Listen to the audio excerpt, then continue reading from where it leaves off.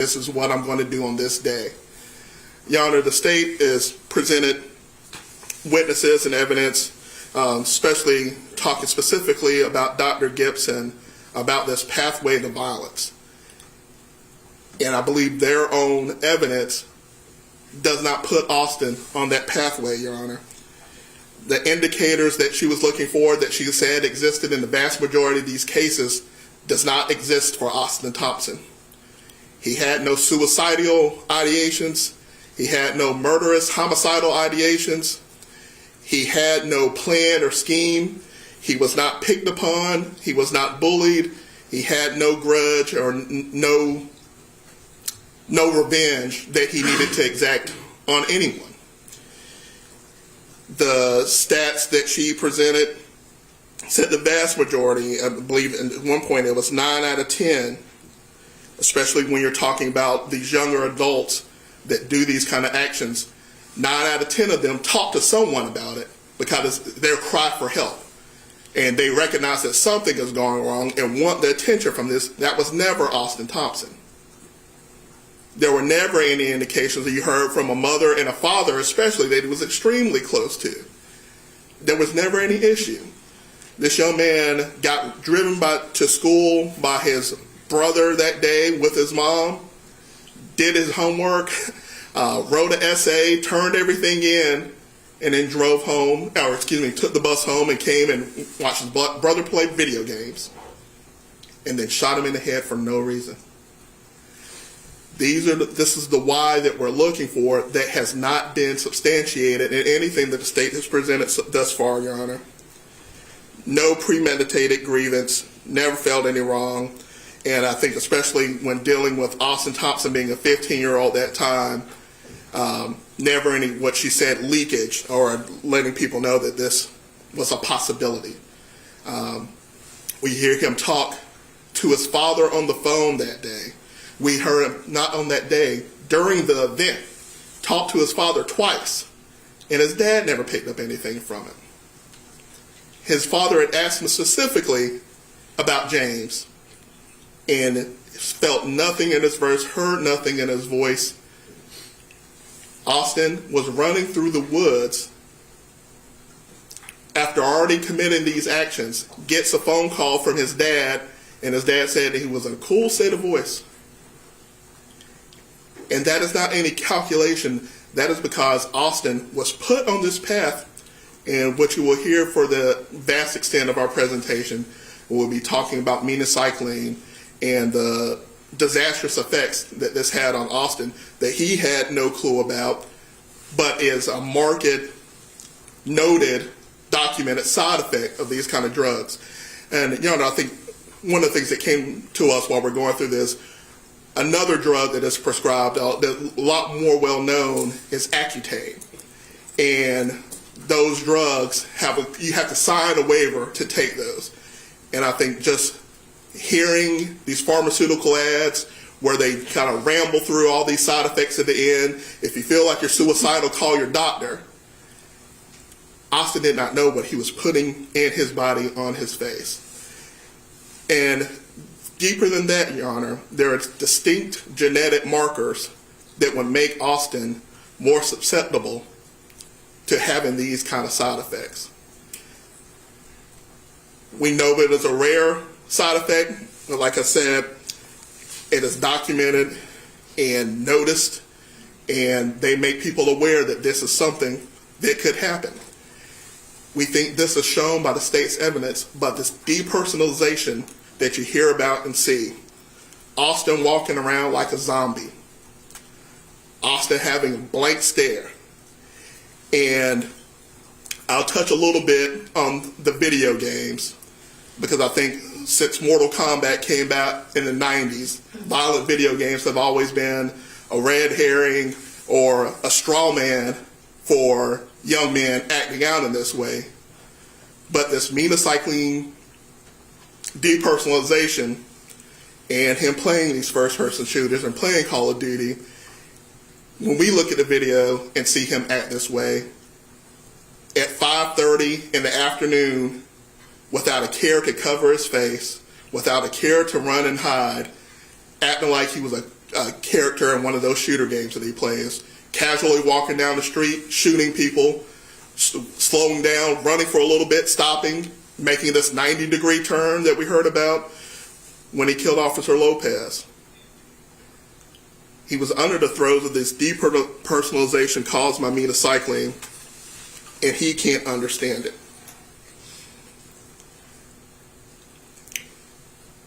And I do think it's proper for us to talk about the searches some. As Ms. Manetta brought out, these searches encompass such a small percentage of the things that he was looking for, especially when they were talking about these two shootings that happened. They're holding against Austin, searching for something that is relevant in the media. The Buffalo shooting, the Uvalde shooting, he's looking them up at the same time that they were happening, which is an exceedingly normal thing for a kid to do. He is inquisitive. His interests were hunting and guns, so some of his searches are going to be hunting and guns. But you will hear about all these other things that he was searching as well that are not relevant to premeditating, planning a crime. And we would say even those searches that would, I guess, talk about guns or be looking for guns, it wasn't a plan, it wasn't a plot or a plan. And they talked specifically about the note and saying, I'm doing this because of my environmental terrorism of some sort that he did on one day at one time. And for whatever reason, that stuck in his head when he wrote that note. But he was not obsessed with the environment. He was not obsessed with people destroying the planet. That was what was in his head, and when he scrawled out that note under the effects of that metacycline. Your Honor, because of his age at the time, we're having this hearing, and Austin is to go through this process. I think society understands that 15-year-olds are different, or young people are different in general. He still has a long life ahead of him, and at the end of all this, we're still going to be asking you to sentence him for more time in prison than he has been alive. But with the opportunity at parole, with the opportunity at redemption, with the opportunity that long after our careers are over and we might not be around, the Austin will have the opportunity to present to a whole other panel of people that may not be even born yet, the opportunity to talk about what he has done, talk about changes that he has made, and talk about his ability to still be a productive person in society. And I struggle to say that afternoon, that cluster of hours, not sentencing Austin to die in prison. Not sentencing a man that committed a kid that committed an act when he was 15 years old to die in prison. Alternatives short of that are also very extreme for a 15-year-old. A 15-year-old that still can't tell us why, still does not truly know why, and a 15-year-old that left his brain and a lot of his personality in the shed when he was surrounded by law enforcement.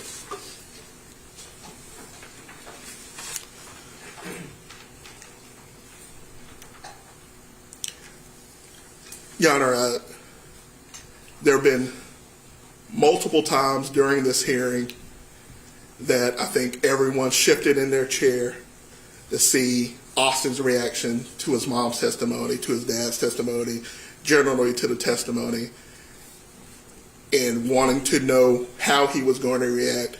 We will tell you why he reacted, how he has reacted, how he has, and we'll also tell you that Austin sits here in ways that you cannot see, but shaking and quivering and fully remorseful for his actions of that day. He is not unredeemable. He is not incorrigible. and sitting here, still not, he can't stand up and tell us why he did what he did that day.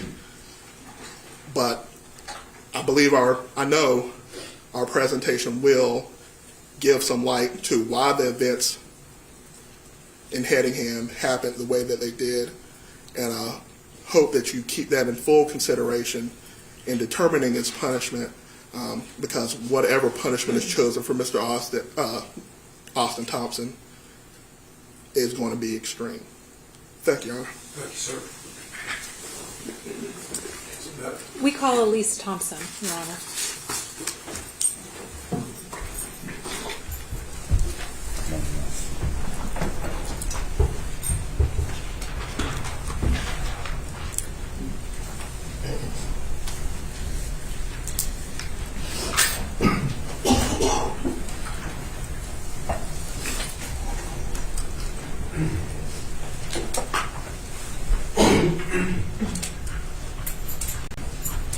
Good morning, Ms. Thompson.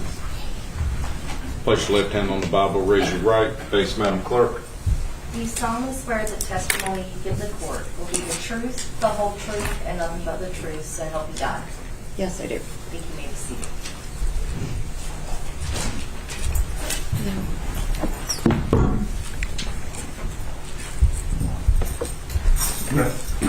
Good morning, Ms. Thompson. Hi. Now, I know you've already introduced yourself to the court, but please do so again. My name's Elise Thompson, and I'm Austin's mom. I want to start, Ms. Thompson, by saying I am not going to ask you about October 13th at all today, okay? Okay. I want to talk to you about everything before that and everything after that, all right? Okay. Could you pull the microphone down? Thank you. Before we get started, Ms. Thompson, I just wanted to ask you, you have not been in court except for the times that you have testified, right? Yes, I've been working. Is that something that you have to do? Yes. Okay, thank you. Now, Ms. Thompson, how old were you when James was born? 1 month before I turned 36. And we've heard that he and Austin were about 18 months apart. Is that right? A little less than that, yes. A little less than that. And so you would have been about 37? I was 37. Okay. And so 2 babies very quickly, right? Yes. We didn't know if we could because of my age. All right. Your Honor, may I approach? Yes. Ms. Thompson, I am handing you what I have marked as Defendant's Exhibit 5. Do you know what that is? Yes, it's a thumb drive of the photos that I saw And how do you know that? because you showed them to me today, this morning. And is there a mark on there that indicates it's the same one? Yes, I put my initials this morning. And these photos, what are they of? Austin and some with James when they're growing up. All A lot of them are younger pictures. And would these help illustrate your testimony about your life? Yes. Your Honor, at And this time, activities, yes. at this time, I move to admit Defendant's Exhibit 5. Any objection? May I have 1 second, Your Honor?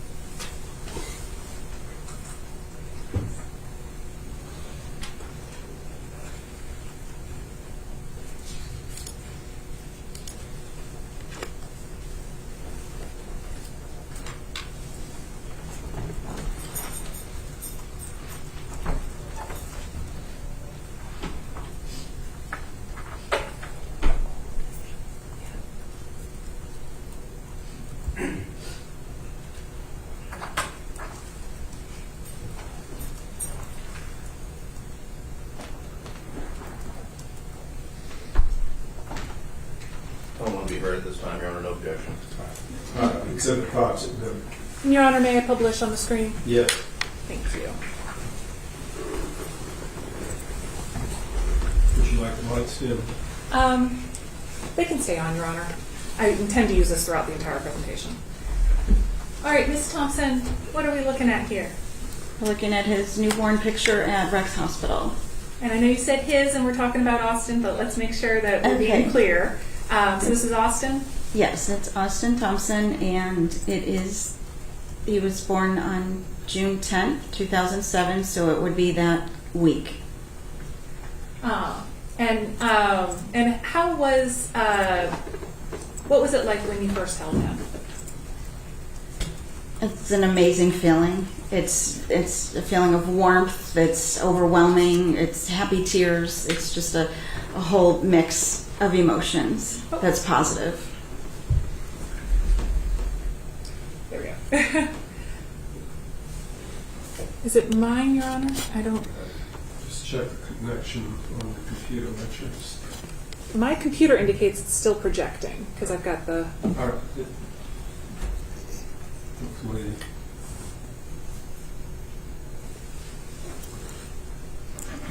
All right. Cross our fingers and hope it stays. Okay. And oops, turn this on. That would help. Moving to this next slide. What are these pictures of? It looks like right when I had him that we got to hold him. Seems like it's going to flicker. If we can just, That's I okay. guess, bear with it. I'm so Yeah. sorry. We're going to call a technician and try to make do until Okay. we can get a solution. Would you like me to keep going? Yes, please. Okay. And so this picture down here on the bottom right, is that you holding Austin? It is. And we're at the hospital. Hmm. And the one in the upper left, is that Alan? That is Alan. Hmm. Okay.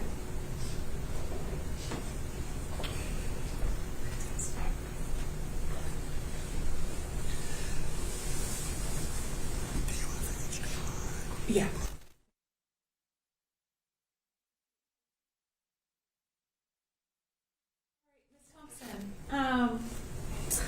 I'm guessing here we're looking at James and Austin. Is that right? Yes, you're right. And who's holding them? Alan's mother, their grandmother. Your grandmother. And it looks like Austin is still fairly new in that picture. Oh, yeah. So James was really young when he was born, right? Yes, he was. He was just a toddler. Hmm. How did James adjust to being a big brother? He did great. He always tried to help. I don't know if Alan mentioned, but when he first met him, Austin started to whine and cry, and he went over to the kitchen table. He got a pacifier and he put it right in his mouth. How did he know to do that? Because he had been to, probably because he had been to daycare when he was 4.5 months old. So he So was used he probably saw it. to helping with other babies at daycare. Yes. And as Austin was a newborn, how did he do? He did really well. And we also knew what was going on second time around. But he did well. He got on a routine and he stayed on a routine. He didn't flip his days and nights. He did pretty well. Was he a good sleeper for a baby? For that age, yes, he was a good sleeper. He slept for a few hours at a time, which was nice.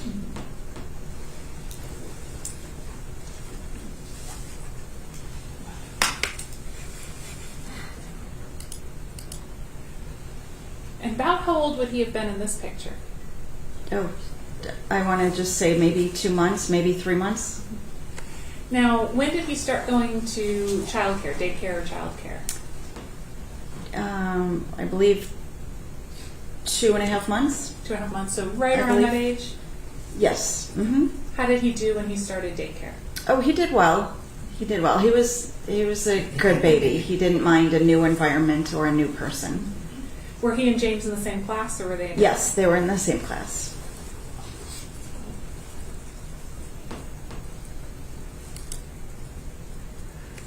Now, what are we seeing in this photo?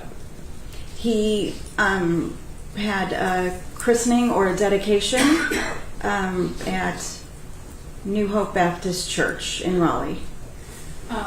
Did your family attend that church? Yes, we did. We got married at that church, and we attended that church for at least 7 years or so, if not more. Can you tell me what a baby dedication is?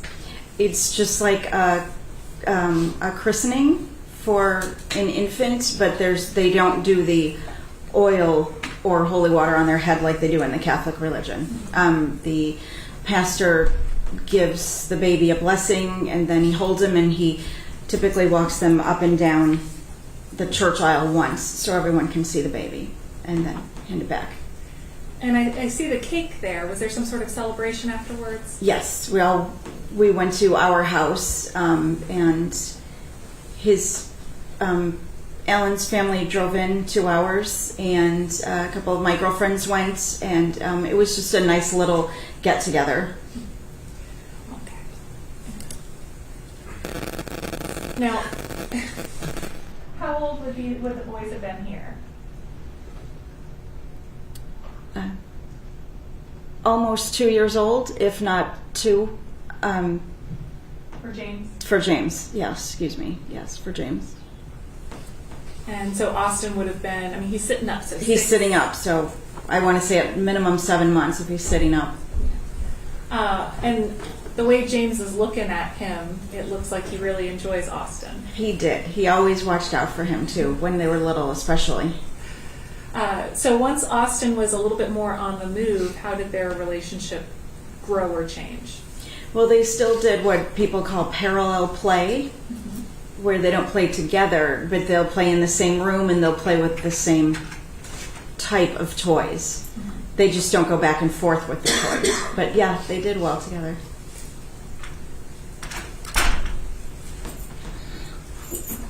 What are we seeing in this picture?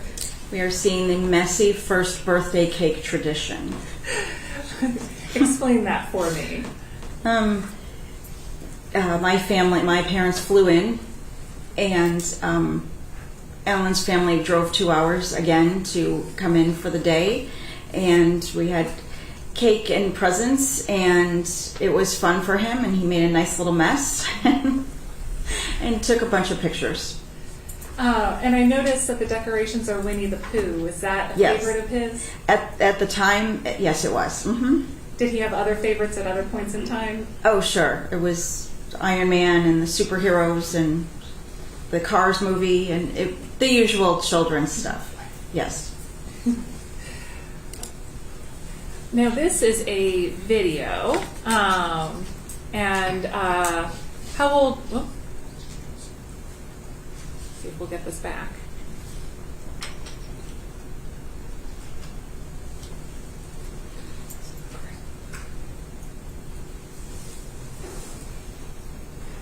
How old would Austin have been in this video? He looks like he's only 1 year old, and it looks like he's at his grandmother's house. And around this time period, did he like to dance? Yeah, he did, just as the little babies do. They'll bend their knees up and down, and they'll wave their hands.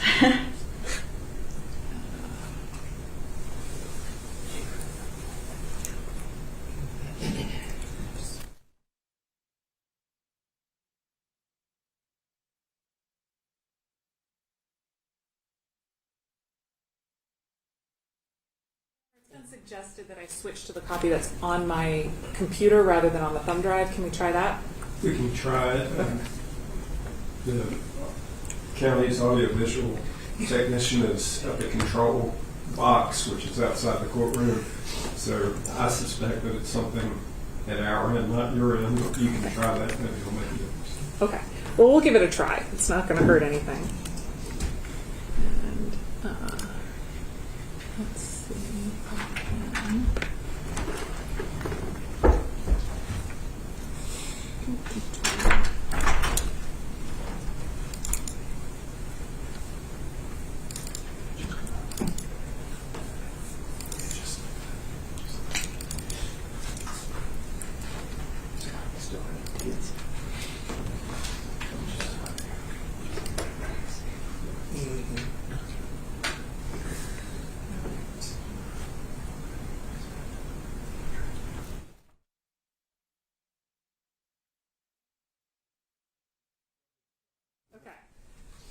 All right. So I'm going to go ahead and play this video.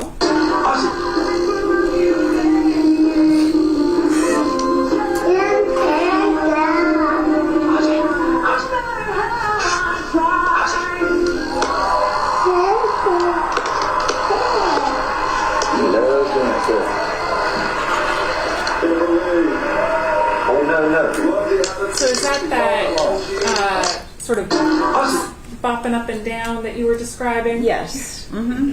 Because you're so young. Now, Ms. Thompson, what are we seeing in this picture? We are seeing right before we're going trick-or-treating in the neighborhood.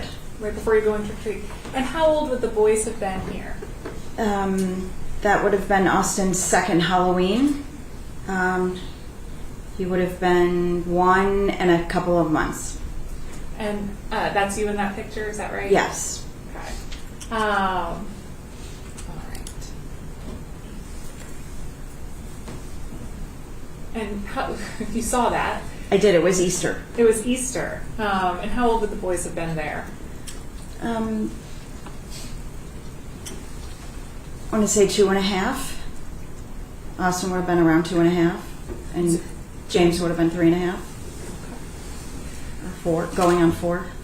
And that looks like it might have been a professional picture. It is. Mm-hmm. We would take them for professional pictures when they were little. Yeah.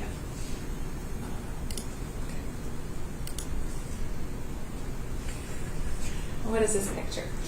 That is a cute picture of him sleeping with his new goggles that he did not want to take off. And we said, okay, not doing anything. So he took a nap with his new goggles on. And we let him. And there's a date on this picture, 7/10/2010. Okay. How old would he have been then? Would have been 3. 3.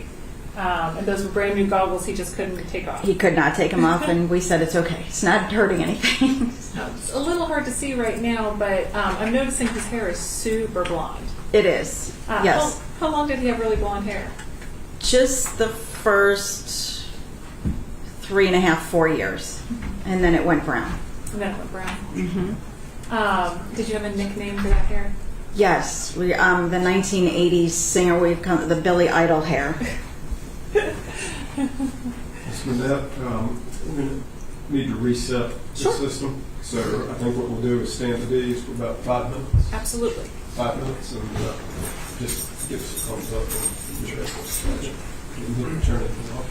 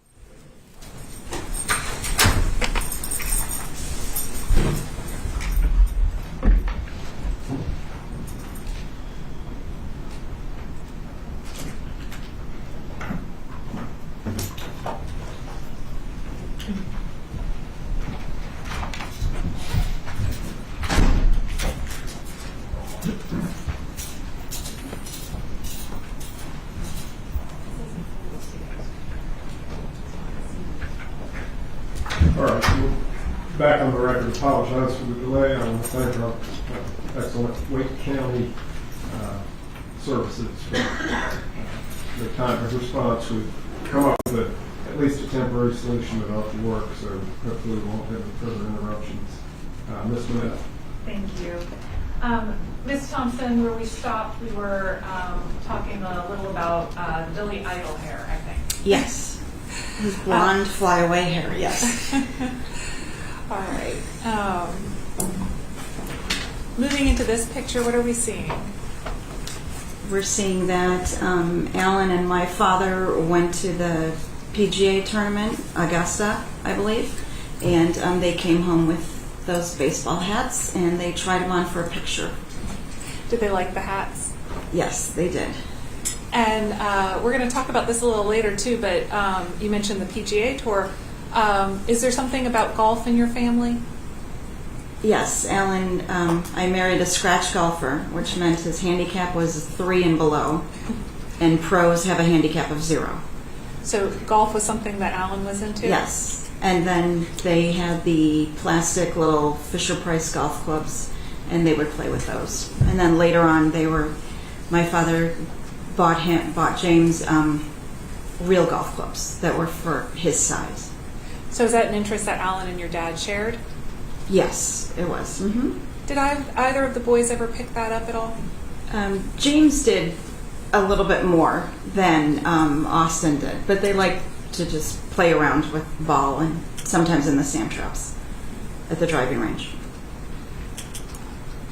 So moving on to...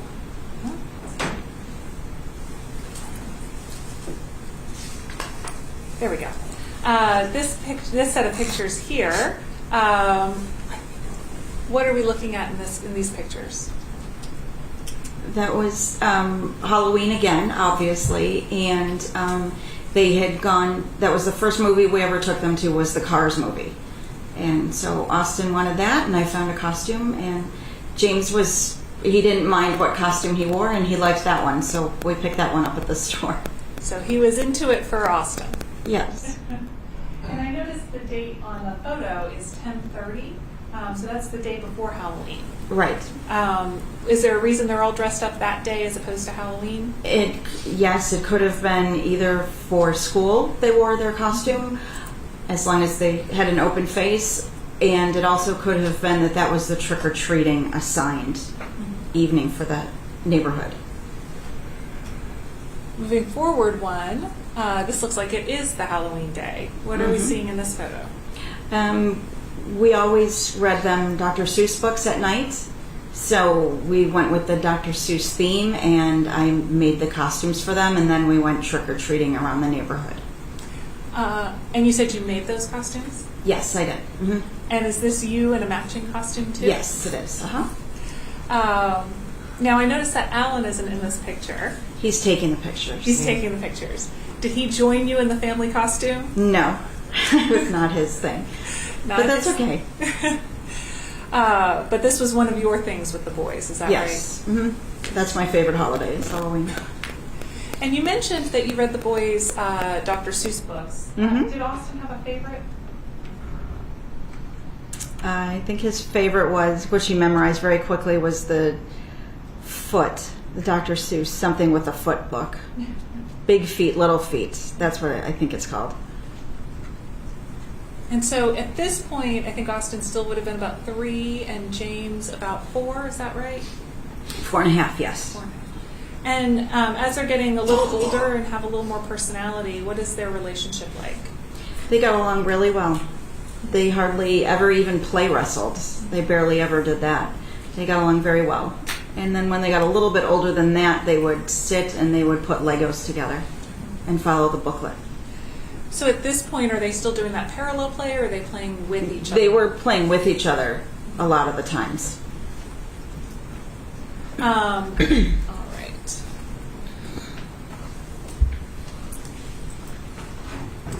I apologize for all the technology issues, but my clicker does not seem to want to work. There we go. Bit little.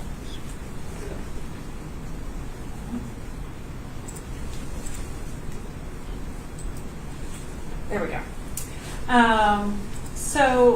What is this photo? This is our church at New Hope Baptist Church. They offered to take pictures, and they were making a church book with all of the people that attended. And at this point, how was your family involved in the church? We went every Sunday, and we also went to Sunday school right after the service. And the boys, for their age bracket, they also had Sunday school, geared for their age, of course. And here we are with some more golf. Is this Austin playing golf? It is, yes. And are those the clubs that your dad bought for James? Yes. Mm-hmm. So would both boys play with them sometimes? Yes, they would. Mm-hmm. And they had no problem taking turns.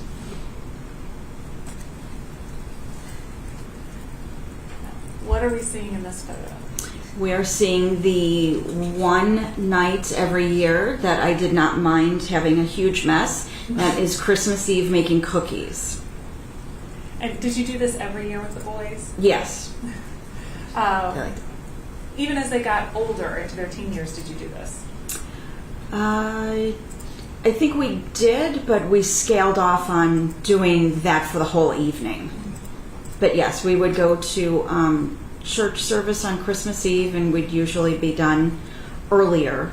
Like, I want to say we would be out of Christmas Eve service by like 6-ish, and then we would pick up something to eat a lot of times, and then we did the cookies at night. Did some of those cookies get left for Santa? Yes, they always agreed to leave 3 or 4 on the plate for Santa. So it was okay. And what is in this photo? They are trying soccer for the first year. And James enjoyed it more than Austin did. So James finished the whole year and Austin did not. Now, you talked, when you were testifying earlier last week, you talked about how both boys were really athletic, but Yes, they that James sort of liked it more than Austin. Yes. And was that true throughout their whole lives? Yes, pretty much. Austin did do at least 2 seasons of upward basketball, but he was good at it. He just wasn't into it as much as James was. Did you ever notice any sort of jealousy or anything else that Austin may have had for James being more into sports or anything like that? No, I never noticed that Austin minded. And growing up, the 3 of us would go and watch James. Austin would come with us. So, no, it wasn't an issue. Did he seem to enjoy cheering on his brother? It seemed like it, yes.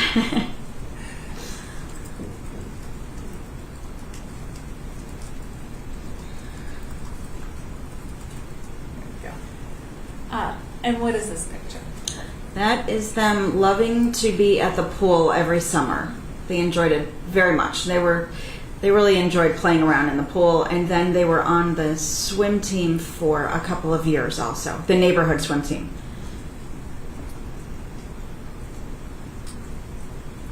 And what are we seeing here? You are seeing Austin sitting on Uncle Travis, Alan's older brother. I believe it was his 50th birthday that we drove in for. And so at this point, Austin would have been almost 5, is that right? Yes. Mm-hmm. And we've seen a lot of pictures with some extended family. Can you tell me about the extended family that was involved with y'all? Sure. The only extended family on my side was when my parents would fly in once a year and stay for 4 to 5 days. And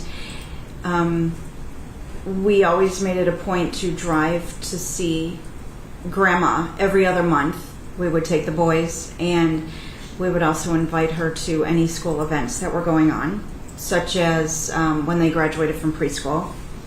And we would always see Alan's side of the family for Thanksgiving and Christmas. And were there cousins? Oh, yes, I'm sorry. There were 2 nieces from the Greensboro area in North Carolina, and the niece and nephew are his two children, and that's in Whiteville, North Carolina, which is 2 hours away. So lots of family celebrations. Yes, we did. And that is the swim team that I mentioned earlier. The picture on the left, is that Austin? It is, uh-huh. And is he holding up a ribbon? Yes, they did. But the picture on the right shows both boys proudly displaying their wins. Yes, after the swim meet. Mm-hmm. And what are we seeing in this picture? We are seeing a playground picture. I'm pretty sure that was also in Whiteville. And is Just a day with spending the weekend with Grandma and then going to that playground. and is that you in Austin? Yes, it is. Mm-hmm. So at this point, he would have been 5 and about to go into kindergarten. Is that right? Yes. Mm-hmm. What was your relationship like with him at that point? Oh, everything was good. It was just a normal, 2 little boys. And I had to keep everything on track, like to make sure I had the bags packed for the next morning and that type of thing, so that it was not a fire drill. And it worked. I got the hang of it. And they were very good. They would get up and get ready. They were pretty independent. So even at 5, they were 5 and 6. They were doing a good job of getting themselves ready for school. Yes, and we would. I'd have them pick out their clothes the night before to make it a little easier, more smooth. And yeah, they did pretty well on routines. I think preschool helped a lot with that also. And around this time period, what were Austin's interests? We'd just say regular playing with toys at home and being on the playground and going to the pool. Just normal little kid stuff. And they liked the Noggin channel. What's the Noggin channel? It's a channel just for babies through young children age brackets. Like it wouldn't be SpongeBob or Tom and Jerry cartoons or anything like we would watch when we were kids. It was all geared towards young children. Okay. Now, what are we seeing in this photograph? You are seeing the only male cousin that they have, Brandon, and they are at the beach having fun again. And so in that upper right photograph, is that James and Austin flanking their cousin? Yes, you're right. Mm-hmm. And then on the left, is that Austin trying to show something off that he found? It looks like some type of seashell he's trying to show us. Oh, I got it. And this, I don't know if you can see it, but down in the left corner, it says 2012, 2013. Mm-hmm. So was this a school photograph? Yes, it is. It's a school photograph. Mm-hmm. And how old would he have been there? Kindergarten. I'm noticing his hair is all styled. Was that special for that photograph? No, actually, they liked. Alan would put gel in their hair and comb it over every morning before school. So both boys? Yes, they started out that way. Yes, every morning. And what is this photograph? This is clearly right around Christmas time, and they're just posing for us. And if I'm not mistaken, we also took casual family photos that day and put it on a Christmas card. And you talked a little earlier about sort of your Christmas tradition with the cookies. Yep. Were there any other big holiday traditions?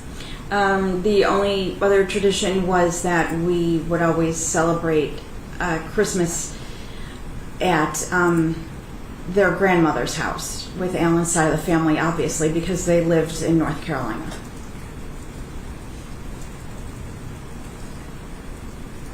And this photograph here, what are we looking at? One of the lakes near Whiteville, North Carolina, and Grandma, and Alan, of course.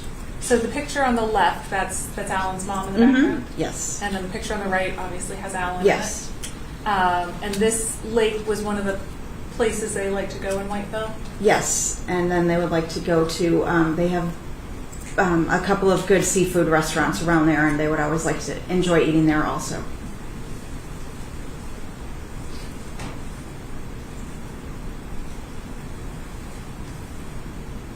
One second.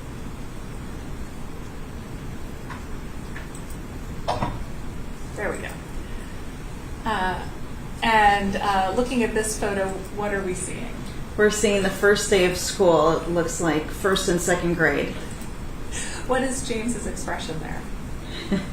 I don't know, it's just fun. When we told them, okay, ready? And then that's the face that they made. So, Austin would have been going into first grade here. Yes. Mm-hmm. How did he like school?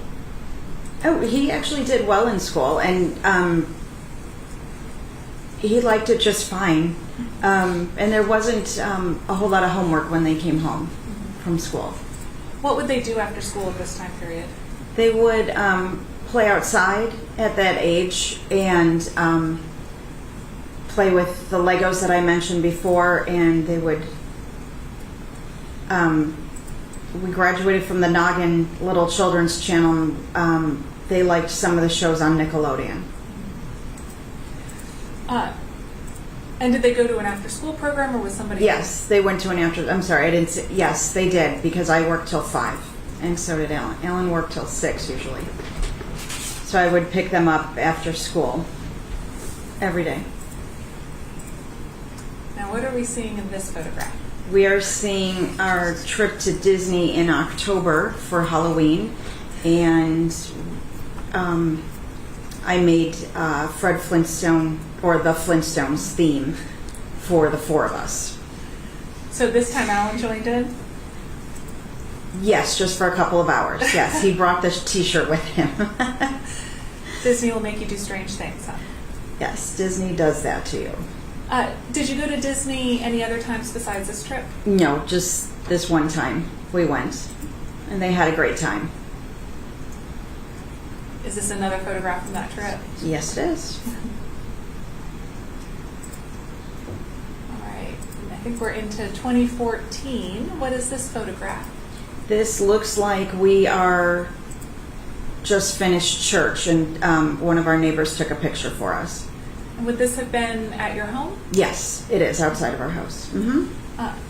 And I think there's been previous testimony for Austin's entire life. Y'all lived in that same house in Hennigan? Yes, we did. Mm-hmm. Okay. Yep.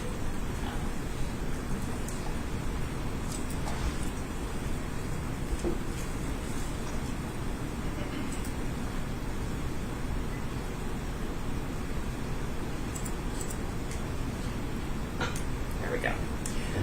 So this is a video, but before we play it, what is happening here?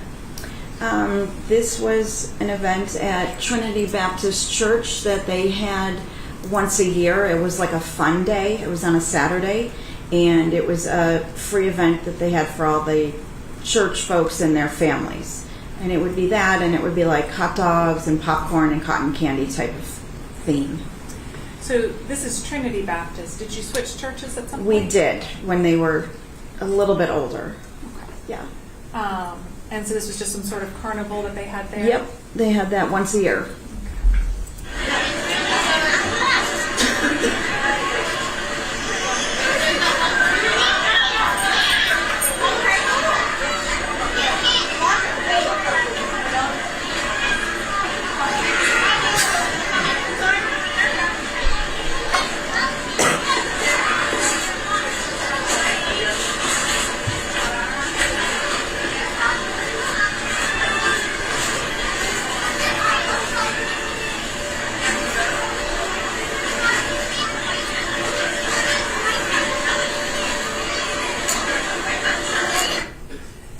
And is this you right here? Yes, it is. Mm-hmm.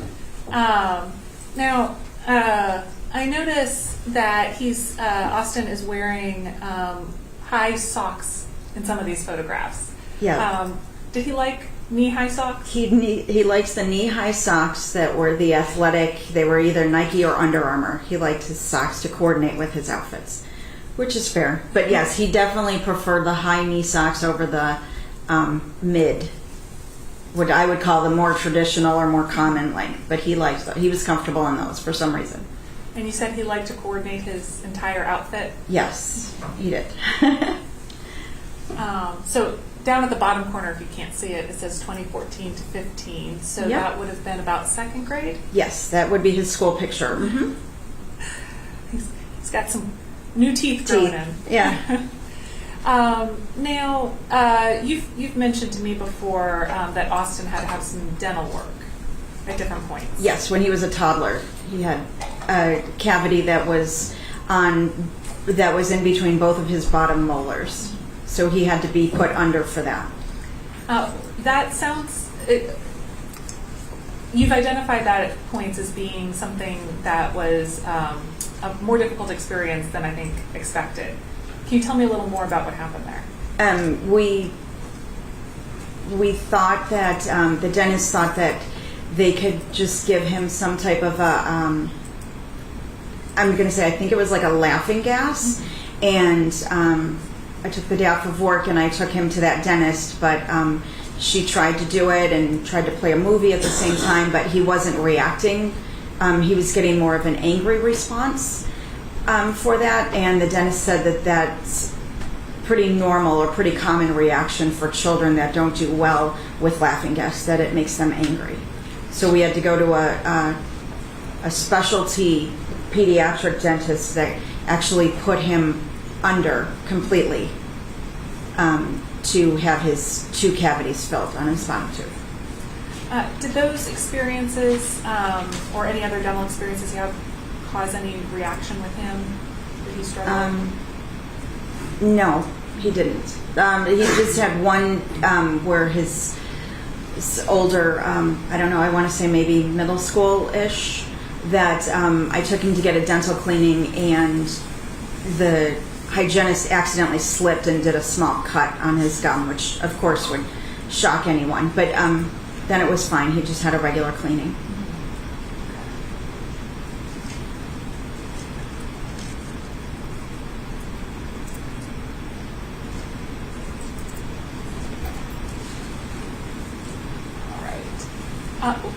And what is this photo here? That looks like Easter. And we're in our yard for that. And is that you with the 2 boys? Yes. Uh-huh.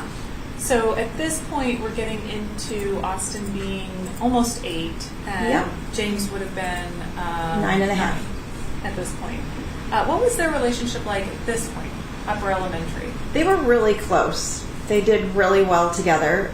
Even though they had separate bedrooms, they always played together, and they would watch TV shows together, whether it be SpongeBob, and when they were younger it was the Dora the Explorer or something.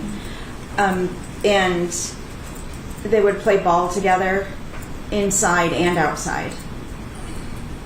And they definitely enjoyed going to the pool every season. And this is another video, but tell me what we're looking at here. I believe we're looking at Labor Day at Creedmoor Lake, I'm pretty sure.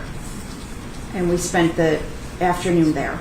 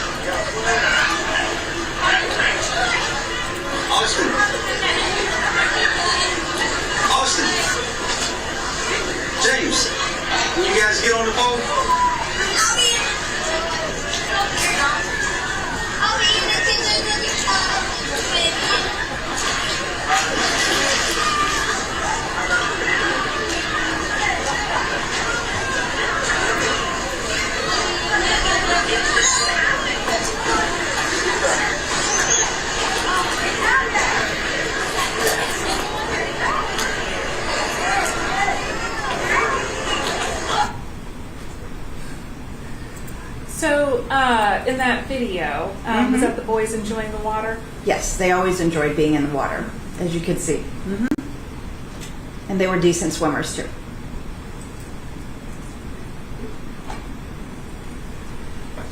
Now, what are we seeing in this photograph here? We are seeing them going on of one of their hunting outings, and I believe that is a couple hours away from Raleigh. Okay. And so we've got, this is Alan right here, Yes. and then James, and then Austin. Yep. And so we're looking at 2017, so Austin would have been about 9.5 there, is that right? Yes. And James would have just turned 11. Yes.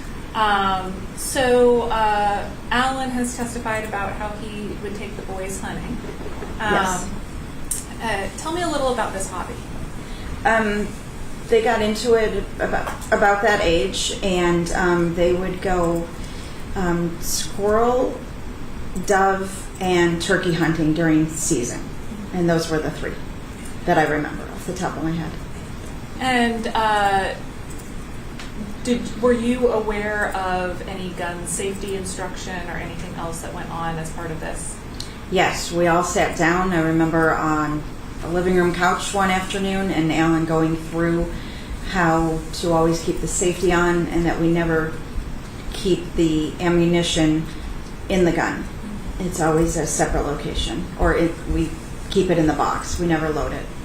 And that they only load it and are while Alan is present, and it was usually just for the hunting trip itself. When I say hunting trip, I mean Saturday and Sunday. And at this point, we're talking about the boys being a little younger, but Yes. Did any way that they ever interacted with the guns or with hunting cause you any concern? No, it did not. Not at all. 'Cause we told them, Alan told them about the safety of it, and that you respect guns, and they're not a toy. You just go hunting with it. Of the two boys, did one take to hunting more than the other? Austin preferred hunting over James. Yes. And as the years progressed, did all three of them continue to hunt? No, as they got older, it was mostly Alan and Austin, and then James and I would be home for the weekend, and we would go to like adventure landing or some type of putt-putt activity while they were gone Saturday and Sunday. Would you say that hunting was something that Austin and Alan bonded over? Yes, they enjoyed it.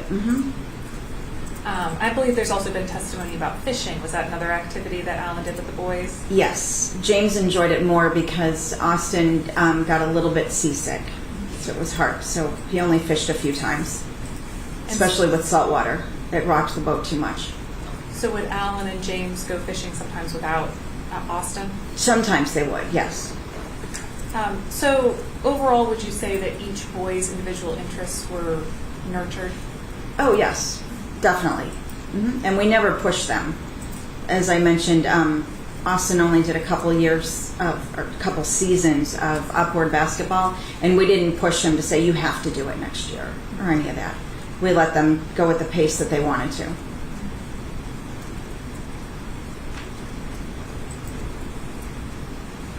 Oops, skipped one, I think. Go back. There we go.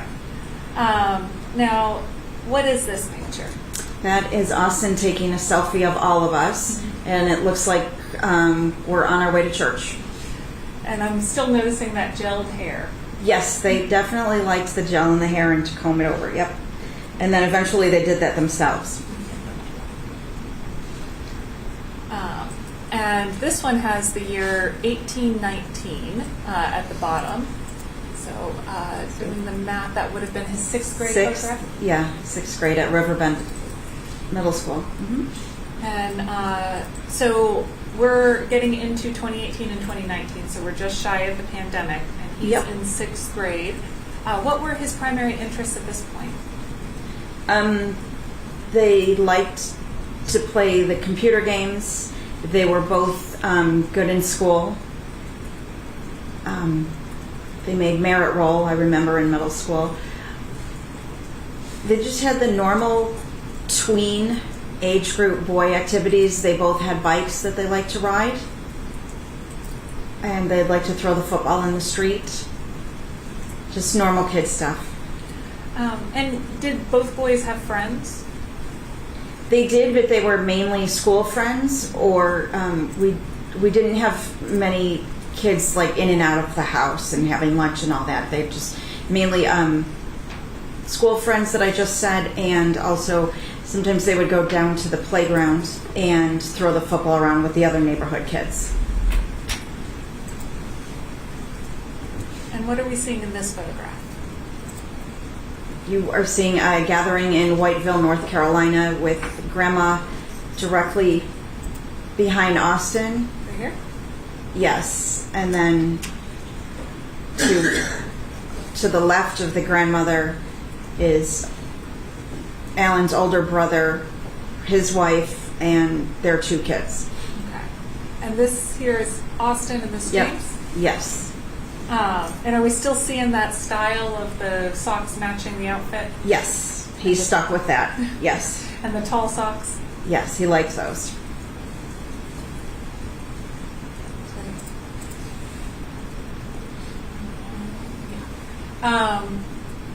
So this photograph, tell me what we're seeing in this one.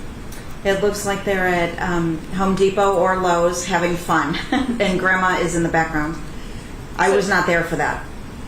Is this Austin pushing the wheelbarrow? It is. And Yes. James is inside of it? Yep. It's middle school. Does this sort of sum up their relationship? Yes, definitely. They got along very well.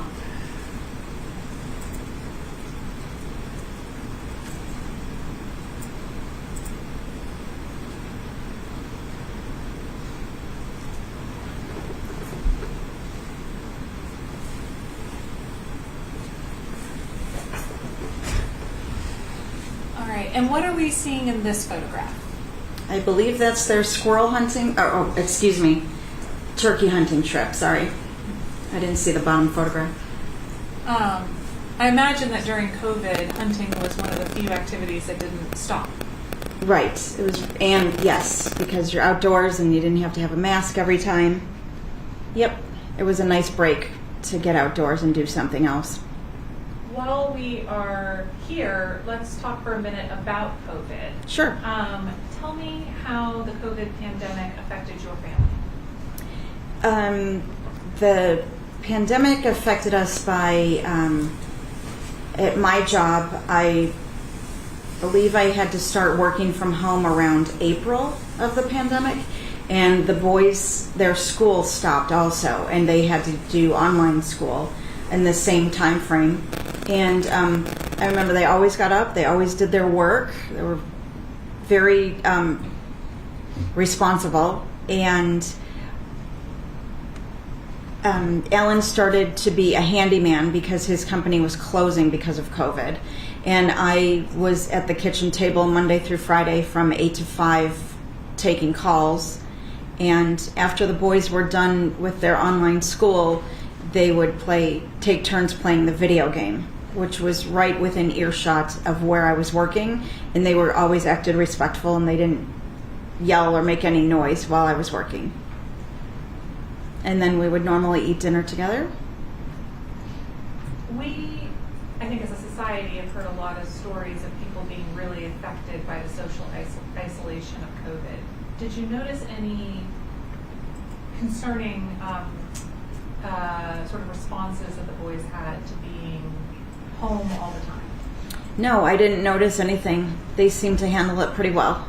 And then they would also, as I mentioned earlier, they would go outside. Sometimes the 3 of them, sometimes just James and Austin go outside and throw the football just to get some air. You know, because you are inside all the time in front of a computer going to school.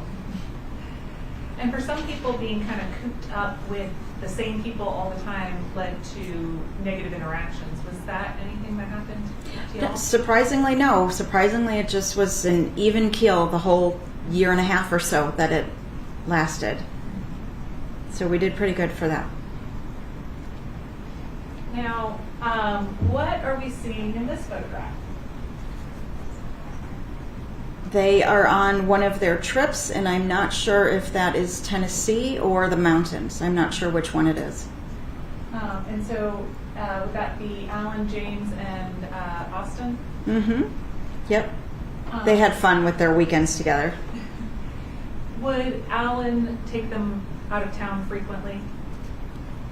Yes, I'd say he took them a couple times a year for a long holiday weekend to the mountains. They enjoyed it. I couldn't do all the curves and the driving since after I had the boys, I have a little bit of vertigo, which is not a lot of fun if anybody's ever had it. You get very nauseated very quickly. And so I'm noticing here that Austin has braces. Yes, they both did. Mm-hmm. Both of the Yep. boys went through braces? Yes, they both went through braces. Now that we're getting into Austin being about 14, Mhm. and James would have been about 15, Yep. tell me what their relationship was like at that stage. They actually were still they got along very well, and they started doing more chores in the sense of they would take turns. Their task was to load the dishwasher after dinner, and they did, and they didn't fight about it at all. They would just take turns, either 1 week on, 1 week off, or every other day, depending on what they wanted. And they definitely enjoyed playing their video games. Now, we're looking at right before Austin would have started high school, right? Mm-hmm. Yes. And how does that transition into high school for Austin? He did well. They both did well. I didn't notice any issues at all, or mood swings, or that they were, disgruntled going to school. They would get up. They were really responsible. They would get up right at 6 o'clock because the bus was so early for high school, and they did. They never even missed the bus. Now, this is a school assignment, but you've heard it, right? Yes, it's I believe it's his Spanish class that he had to do a recording for. And I'm going to go ahead and play it so we can hear Austin talking about himself and the school assignment. Okay. Yo me llamo Austin. Yo tengo 14 años. Me cumpleaños es el 10 de junio. Soy de Raleigh, North Carolina. Yo soy flaca. Yo soy deportista. Yo soy tranquila. Yo soy creativa. Yo soy independiente. Me encanta jugar en una PS4. Me gusta ver la tele. No me gusta cantar. Yo odio leer. Cosas que me representan pueda mantener si es mentira.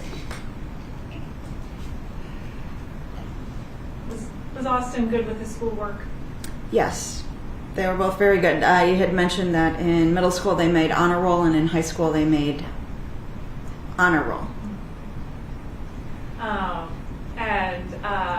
I believe in there he describes himself as calm, creative, and independent. Yes. Do you agree with that? Yes, that's a good description of him. Mm-hmm. Yep.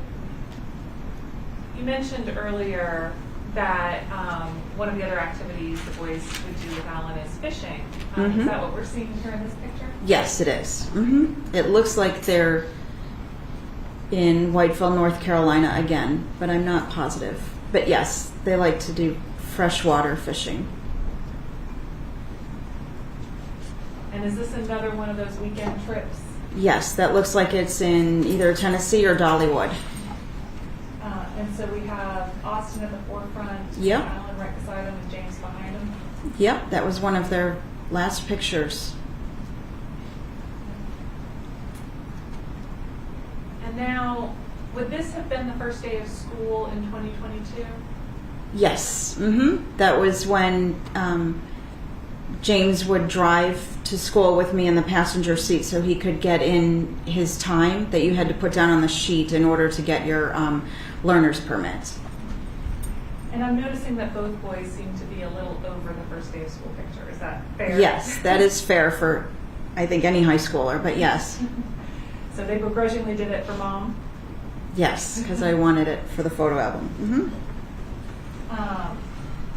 So,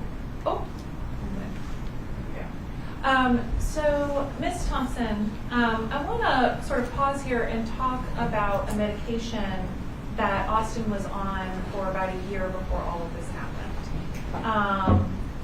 So you mentioned last week that both boys had been on acne medication.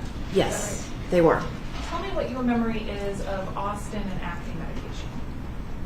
I remember that he took it on time, once a day, and we would keep it in the bathroom because it was an easy reminder. And neither one of them had bad acne, but they had acne a little bit. So the medication, I don't remember the name of it, but it did clear up their skin, and I didn't notice any changes in his mood from taking the medication. Do you know if he and James were on the same medication or different medications? I believe they were on the same one. Okay. Were you the one that would put in the order for the medication? Yes, I would call it in. I would not pick it up. And this photograph, does this look like something that you might have taken with your phone to remind yourself of what to call in? Oh, uh-oh. Yes, that's definitely something I would have done because you go through the automated system and you have to read off that RX number. And can we see the name of the medication? Right here, is that minocycline? Yes. Okay. And are these other examples of you photographing that medication to call it in? Yes, it is. And these three photographs, they were taken on October 12th, 2022. Is that right? Yes. Do you have any specific memory of ordering the medication that day?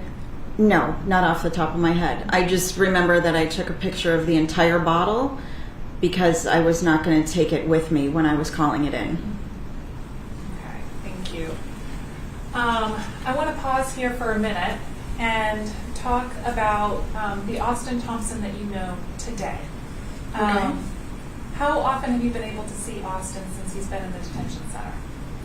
We would be able to see him every Sunday for 30 minutes until the budget cut happened, I want to say at the end of the summer maybe. And we would only get to see him once every 6 weeks or so, and for the same 30 minutes. And are you also able to talk to him on the phone? Yes, we get to talk to him every day for 15 minutes, which we did. Every single day we talked to him. And if you can, I mean, we know that Austin has suffered a brain injury. Can you tell me Yes. what may have changed about Austin since having that brain injury? Sure, he's still functioning, as we can see, but it was just kind of like an even keel as far as the personality, not sad or angry. He will still laugh, but the emotion is gone because the frontal lobe has been shot out, which is where you keep your emotion. And as you have continued to talk to Austin, are you able to maintain a relationship with him? Yes, we do. Yes, we get to talk to him on the phone, and Alan and I both will mail him something just about every week to open up. Because as you can imagine, being in any kind of center, living in any kind of center, it's very mundane, very routine. And do you plan to continue to see him when he goes to prison? Yes, absolutely. And I know it might sound like a silly question, but I'm going to ask it anyway. Do you still love Austin? Yes, dearly. Still hurts terribly, but yes, love him dearly. I am going to step back to October 14th. Okay? Okay. So the day after this. Yep. When was the first time that you saw Austin after this happened? Oh, that was really traumatic. It was, if I remember correctly, the doctor and the nurses sat down with us around 10 o'clock or so the next day in a room and said that his brain activity was recovering and that only time would tell. And I remember the two nurses, one was on either side of me, and they were walking me to see him for the first time, and we were told we could just see him for like 15 minutes or something, and that there would always be a police officer there because of, unfortunately, the situation. And I remember looking to my side and saying to the nurse, "Oh, you can just tell me where he is, that's fine." And I remember her going, "He's right there," with her hand and all these tubes and everything. And what I remember happened was I went, "Oh, my baby," and I tried to cover my mouth because I started to scream. And I remember that they caught me because my knees just buckled. And then the next thing I remember is after I calmed down a little bit and wiped my tears away, I went to walk over to him, and I remember that he had so many tubes and IVs and everything that I don't even remember if I could touch his hand. There was so much equipment around him, which makes sense from a brain injury. You're on it right there on the screen. And is this a photograph that you took of him on the 15th? Yep, Are those the tubes that you were talking about? yep. How long was he unconscious? I want to say a few days, but I don't remember off the top of my head. Because that was in ICU. That was obviously right when it happened and then right after he had brain surgery. And what are we seeing in this photograph here? That when the bullet went in his forehead, it went out the upper left side of his skull, and they had to, he did not have a skull for, I want to say, till the following March, maybe less, and they had to stitch up the entire side of his head, and it went all the way up. And he did at some point wake up, right? Yes, he did. Then they moved him to the regular pediatric wing. And this photograph would have been taken about 10 days after this. Yeah, he was still out of it, as you can see, from the brain injury. And the glazed over look inside. Yeah, he wasn't really coherent, but I don't know how you could be. But we were there every day. We stayed in the hospital because our house was a crime scene. So we were at the hospital for like 2.5, 3 weeks. And so you were with him every day? Yes. While he was in the hospital? Yes, we stayed upstairs. The Wake Med had some type of cardiology hotel something, and they allowed us to stay there for the weeks that we were there, and we would see him all the time. Ms. Thompson, how have your dreams for Austin changed? They're gone. I know he did this horrible crime and that he has to pay for this crime, and I just hope that after I believe someone told me 40-year sentence, that hopefully he can be re-evaluated and have a mental analysis with another neurologist and whatever else needs to be done to see if he can go back into society, if he's capable of doing that. I do know that he mentioned prior to this tragedy that he was thinking of being a dental hygienist. So he had mentioned that maybe he could be a dental hygienist, whatever prison he goes to. But he didn't know, but he was just talking about it. So, and I said that would be a great idea to choose a job so that you're not so incredibly bored.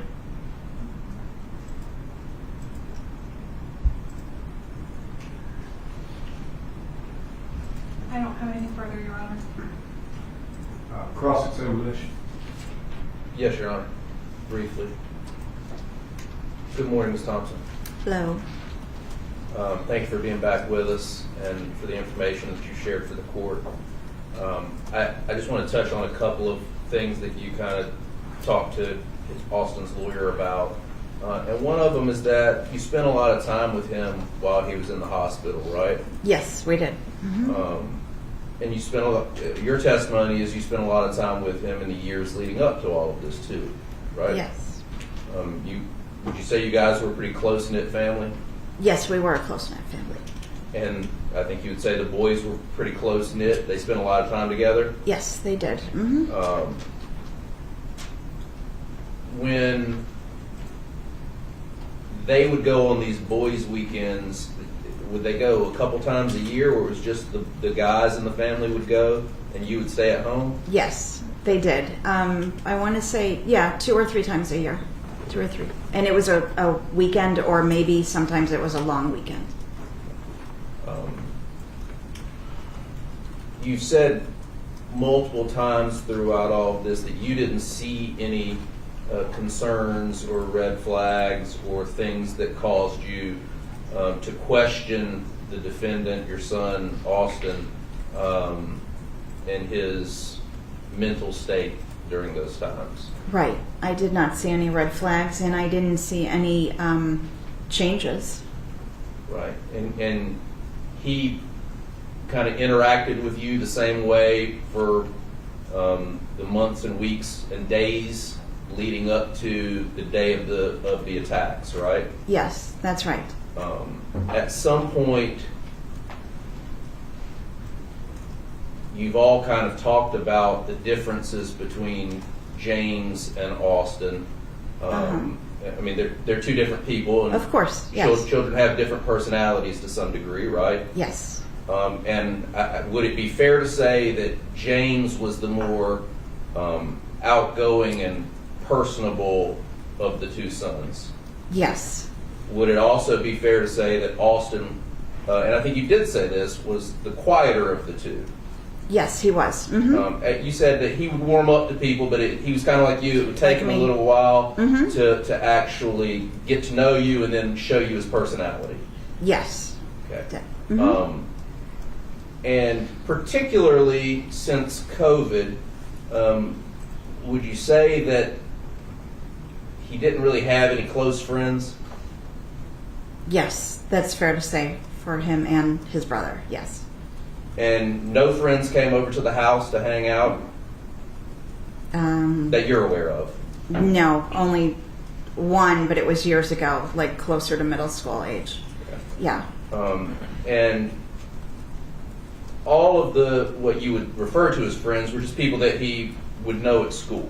Yes, and his Sunday school class. Yes. And his Sunday school class. You didn't get to know any of those friends that were at school. I did not. Okay. No, we didn't spend time outside of school. Right. Would Austin spend time alone in the house? Yes. They would both be home alone from the time they got out of school, which would get home, around 3:10, and then I normally get home at 5:30, 5:45, and Alan would usually get home by 6-ish, and then I would make dinner, and it would just be like a normal routine. If they had homework to finish, they would, and if not, they would play on their games or play on their iPads. Or on their phones? On the phone, yep. Normal teenage stuff. Right. And so, through no fault of your own, you had to work and Alan had to work. There was a good chunk of the day when they were at home being independent. Yes, between 2.5 to 3 hours till we got home, yes. When you guys would get home, would they spend time in their rooms? Yes, a lot of times one would be in their room while the other one was playing on the video games. And then when it would be time to switch, they would switch, and Yep. the other one would go, and Yep. the other one would play the video game. Yes, they were very agreeable about that. Right. In fact, they set up this Yes, they did timeshare, right? themselves. Mm-hmm. Please check all cell phones, make sure they're on silent or turned off. Thank you. You've kind of touched on this several times, but I think you've referred to them as independent. Yes, we didn't have to, like when the alarm clock went off for school, they would get up on their own. We wouldn't have to say, come on, it's time to get up. We didn't have to drag that from them. They were very good that way. They were very responsible kids. And you didn't have to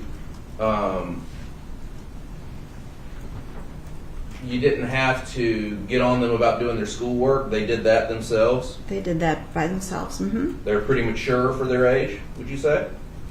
Yeah, I would say that they were, and they were, yes, we didn't have to hound them or anything to finish their assignments or hand them in or study for tests or anything. And sometimes they would make their own meals. Isn't that fair? They, Like at night? yes, they would do nighttime, before bed, they would make themselves bacon and egg sandwiches. And you didn't That have was to worry. the- You didn't have to worry about them using the stove or anything like that. No, they were teenagers. Right. It was okay.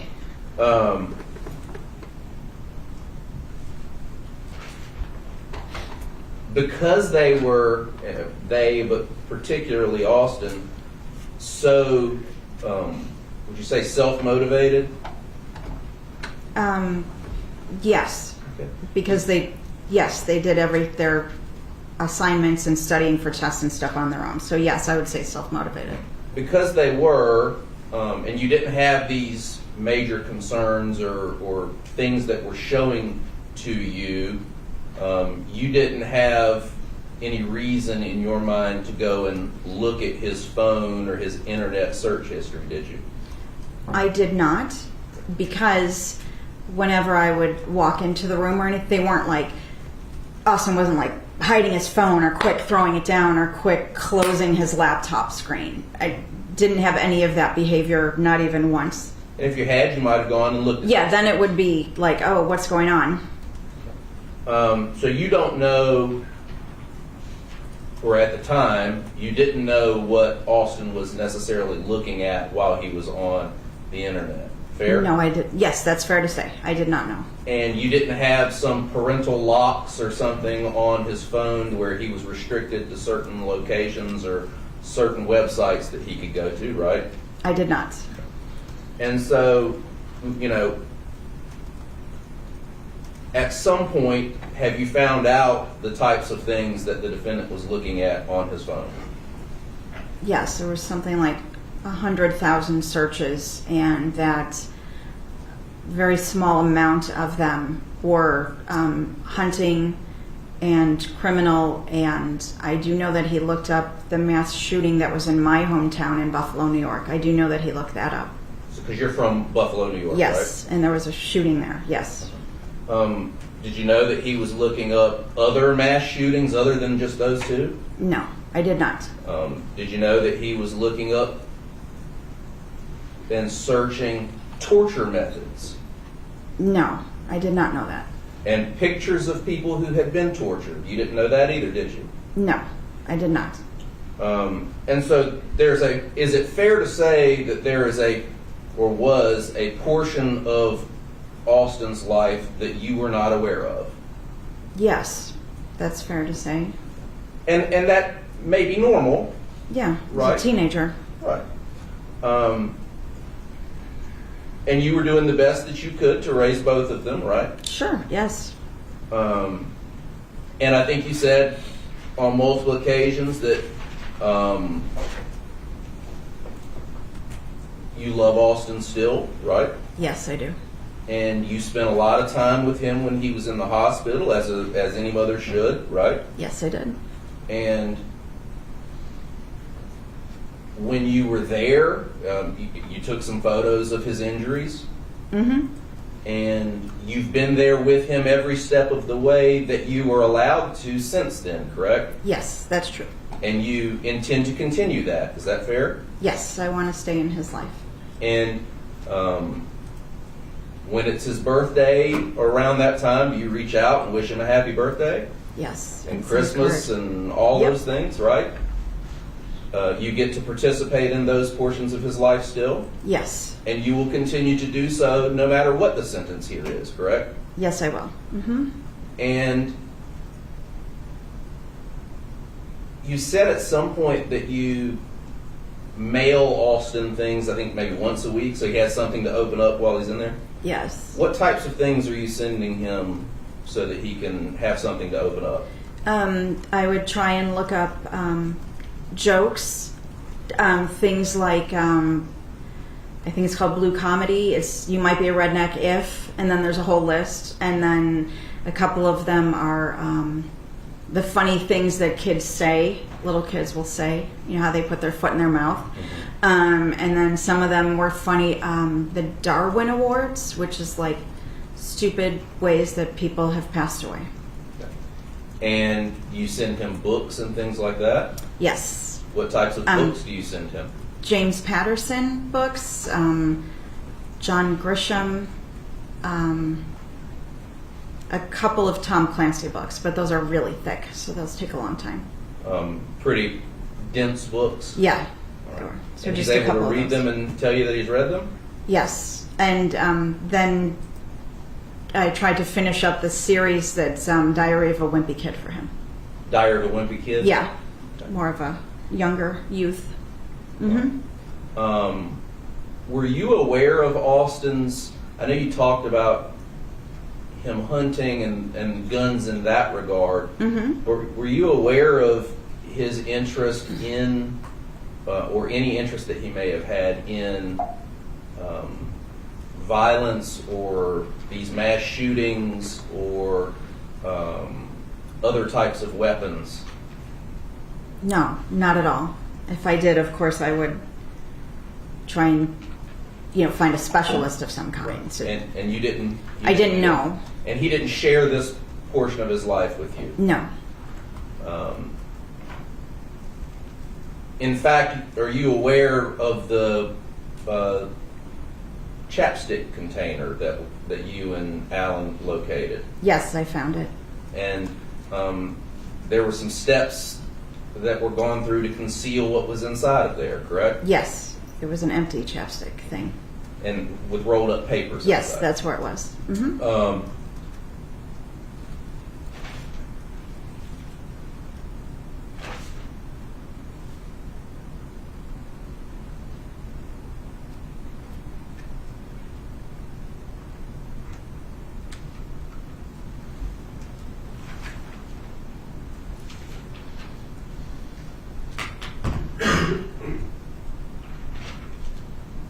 May I have one moment, Your Honor? Yes, sir.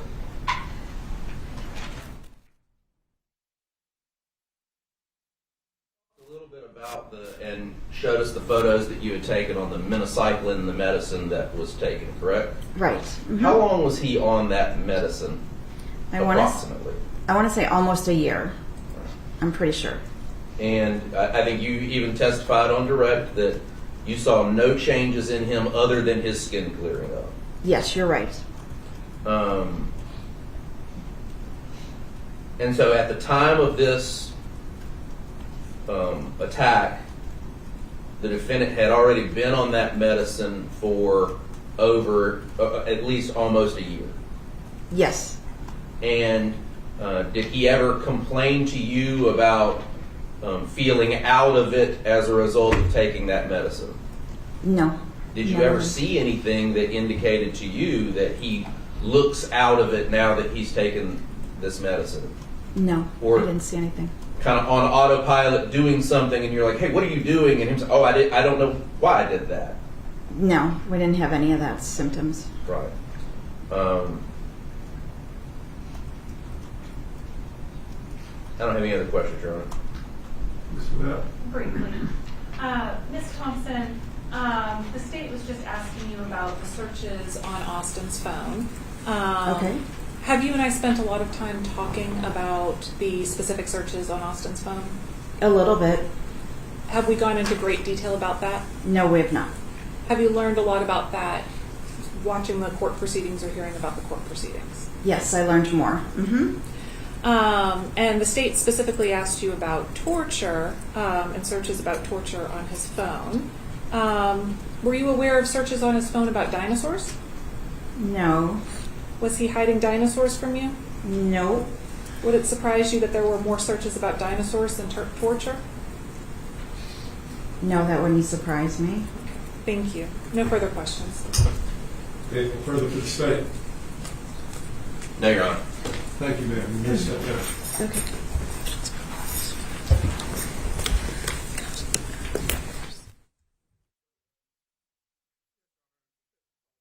George Corbin.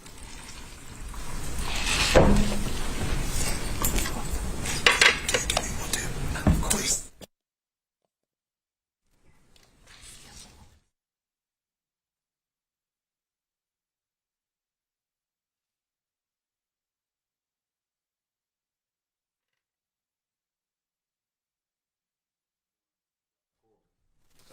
Place your left hand on the Bible, raise your right, face Madam Clerk. Do you solemnly swear the testimony you give the court will be the truth, the whole truth, and nothing but the truth, so help you God? I do. Thank you. Be seated. Yes, sir.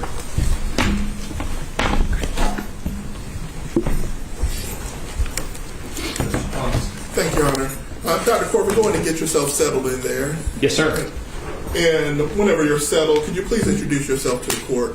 Yes, sir. My name is George Patrick Corbin. I'm a general and forensic psychiatrist, and I've been practicing primarily in Raleigh, North Carolina for going on 30 years now. And Dr. Corbin, what do you do on a day-to-day basis? So my practice is comprised, well, for the last over a decade, it's a split between what I would call a general outpatient clinical practice in psychiatry. I am a senior partner at a single specialty group called North Raleigh Psychiatry, where I've been since approximately 96, 97 time frame. For some years, I was actively involved in inpatient care as well. But again, over the last decade plus, I've centered my practice on treating outpatients with various psychiatric conditions and also various realms of forensic psychiatry. And how long have you been practicing in forensic psychiatry? About 30 years now. And how did you come to get involved with this case? So I was initially contacted by defense counsel regarding this matter. I think it was on July 19, 2024. Okay. And what is your purpose by, have you been contacted by defense counsels before? On hundreds of occasions. Okay. And have you ever been certified as an expert to testify in court before? Also on probably hundreds of occasions now, yes. And how many times have you been qualified as an expert? Well, in North Carolina or across the United States? Both. Well in excess of 300 times. And have you also been called by the state to be qualified as an expert? That is correct. I'm consulting by state prosecution cases and federal currently. And what field have you been qualified as an expert in typically? Most typically general and forensic psychiatry. Your Honor, we have moved to tender Dr. Corbin as an expert in general and forensic psychiatry. Any objection? No, Your Honor. The testimony will be received as proper. Thank you.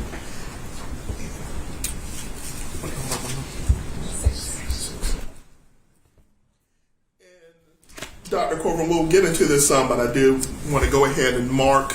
Did you prepare a report in preparation for this case and your work on this case? Yes, sir, I did. And do you have it up there with you? I do have a copy with me, yes, sir. And I've marked offense exhibit number 6. May approach. Yes. Thank you. And then does that look like a fair, accurate representation of the report that you prepared in this case? It does. It's an 18-page summary, and it's dated October 14, 2025. And this report was turned over to the state as well, as far as you know? Well, it wasn't turned over directly by me, but I Yes. am of the understanding that that has occurred, yes. Because that is required of us to call you in as expert. We have to turn over your report to the state. Yes, sir. Your Honor, we move to admit defense exhibit 6. Is it- Any objection? No, Your Honor. It's allowed. And so, Dr. Corbin, just to start at the beginning with you, when you're contacted by defense counsel, what is your job? Where do you start? Well, regardless of who is attempting to involve my services as a forensic psychiatrist, whether it be in a civil matter, criminal matter, prosecution, or defense, one of the first steps is to get a little bit of an understanding of what the questions are, right? Because in working in in criminal forensic matters, there are lots of different kinds of questions that can be asked. And sometimes I can't answer them, right? For various reasons. So the first step is to understand why I'm getting the call. What are the questions that are being asked, and what information will be available in order to answer those questions. And had you heard about this matter before you had gotten involved in working on the case? You know, I don't distinctly remember hearing about it, but I live in Raleigh, so I probably heard about it, yes. And so once you get contacted by us or whoever to work on the case, where do you start? So after I understand what the issues are, what the questions are, then I start. A lot of the process of completing a forensic psychiatric evaluation is not that different than what I do if I see a new patient in my office. I start gathering information, in this case, to help answer the questions that will hopefully be able to be of assistance to not just you or them, but to the trier of fact, to the actual disposition of a case, right, as an expert witness.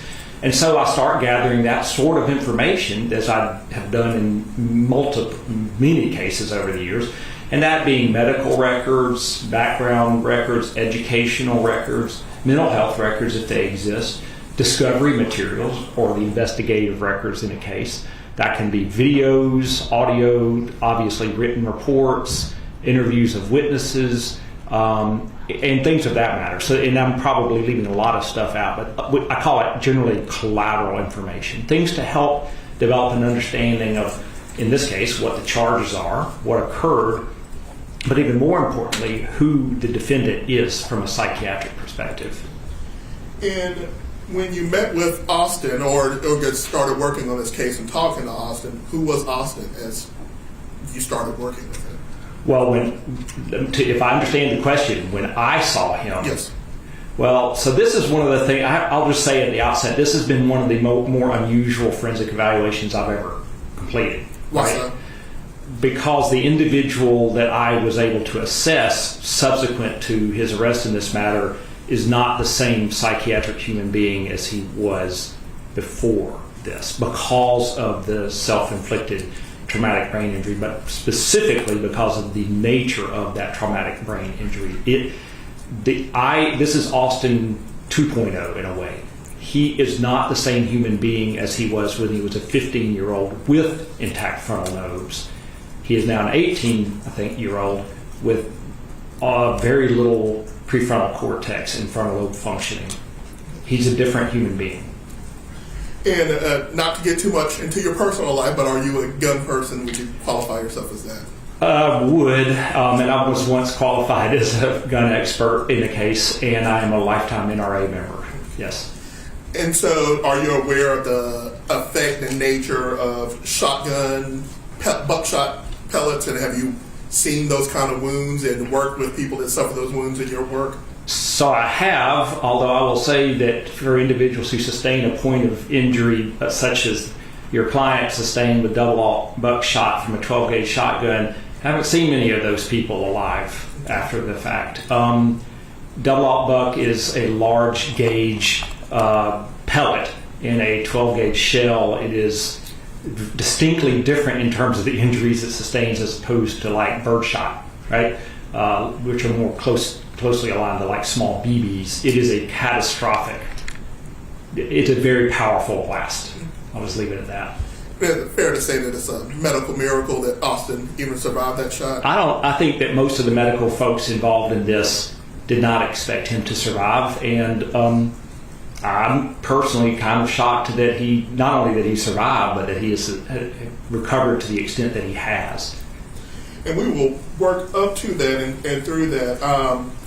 Can you talk to us about when Austin was injured, your first meeting with him, what his condition was and what his, I guess, medical state was? So when I first actually examined him, that was on November 4, 2024. So it was a long while after he had shot himself. It was a long while after he'd left the hospital. And I examined him during a contact visit at the Cumberland Regional Juvenile Detention Facility, I think is what it's called. Yes, sir. And he presented, I'll just give you a brief overview. His mental state, it was very cooperative, genial, childlike. I mean, he's still a very young person, but sort of almost flighty, very over-inclusive in talking about things. So I would ask him a question and he would sort of give me the nth details of it and then digress into sort of related subjects. And, I'd have to nudge him back to the top of the conversation, but very talkative, very compliant, very pleasant, very restricted range of emotional sort of expression. Although he does have a sort of innate sense of humor, he will laugh at things that are funny. He will sometimes laugh at things that aren't particularly humorous, but it's just his way of being. So I would say he's a likable individual in his current condition. Very placid, calm. There's not a lot of upset. He will tell you what he thinks about things. He doesn't really hold back. But at the same time, he's sort of concrete in his way of looking at things. Not surprising given the injury he sustained. He has some evidence of what we call word-finding difficulties at times.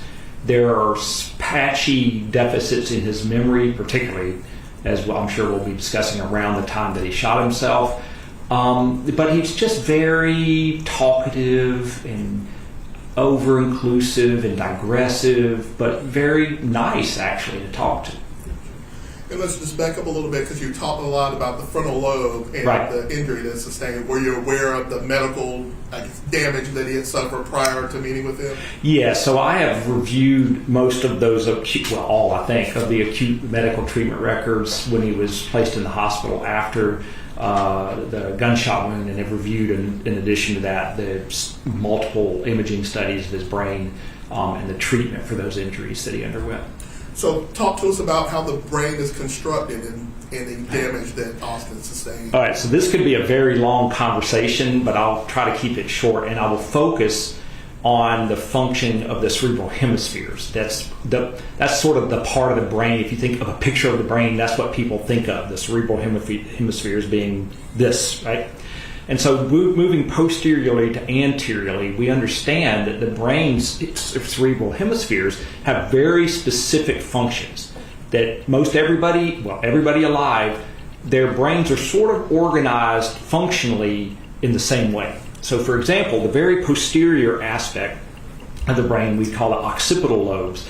And I'll oversimplify this a little bit, but the occipital lobes primarily are involved in visual, sort of eyesight related subjects. So an injury there can cause visual defects, and we can even sort of predict what kind of defect that you will have based on which side and where that injury might occur along those pathways.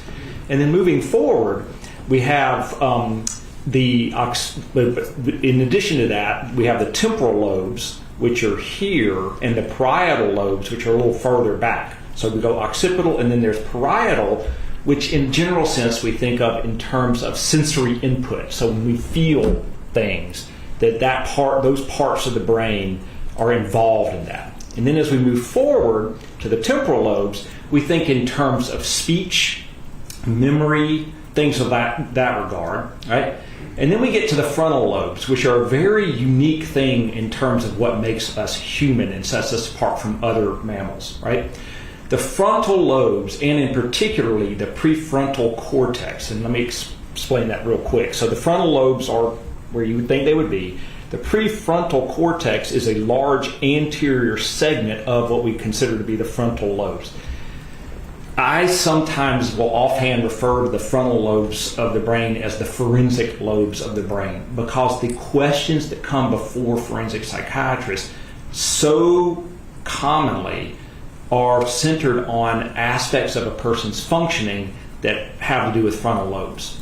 And those are things, what we call them executive functioning. And it is things such as judgment, impulse control, the ability to discern and make sense of our environment. So right now, there's a lot of stuff I'm looking at in this courtroom, right? There's a camera over here, these guys, but I'm trying to disregard that and pay attention to you and the judge, right? And that's a frontal lobe thing, an ability to exercise discriminate processes, and that helps me make sense. Because if I was trying to pay attention to everybody in this room at the same time, I would just fall apart, right? And that's another thing that the frontal lobes are involved in. And so as I'm talking about this, I'll tell you that as a psychiatrist, what we understand is that the frontal lobes, not only are they what make us human as opposed to other mammals because of the advanced evolution of our frontal lobe functionings, it is the seat of our personality. So who we are as human beings and who we are as an unique human being is largely defined by the functioning of that part of the brain. Now, I'll say one more thing about that.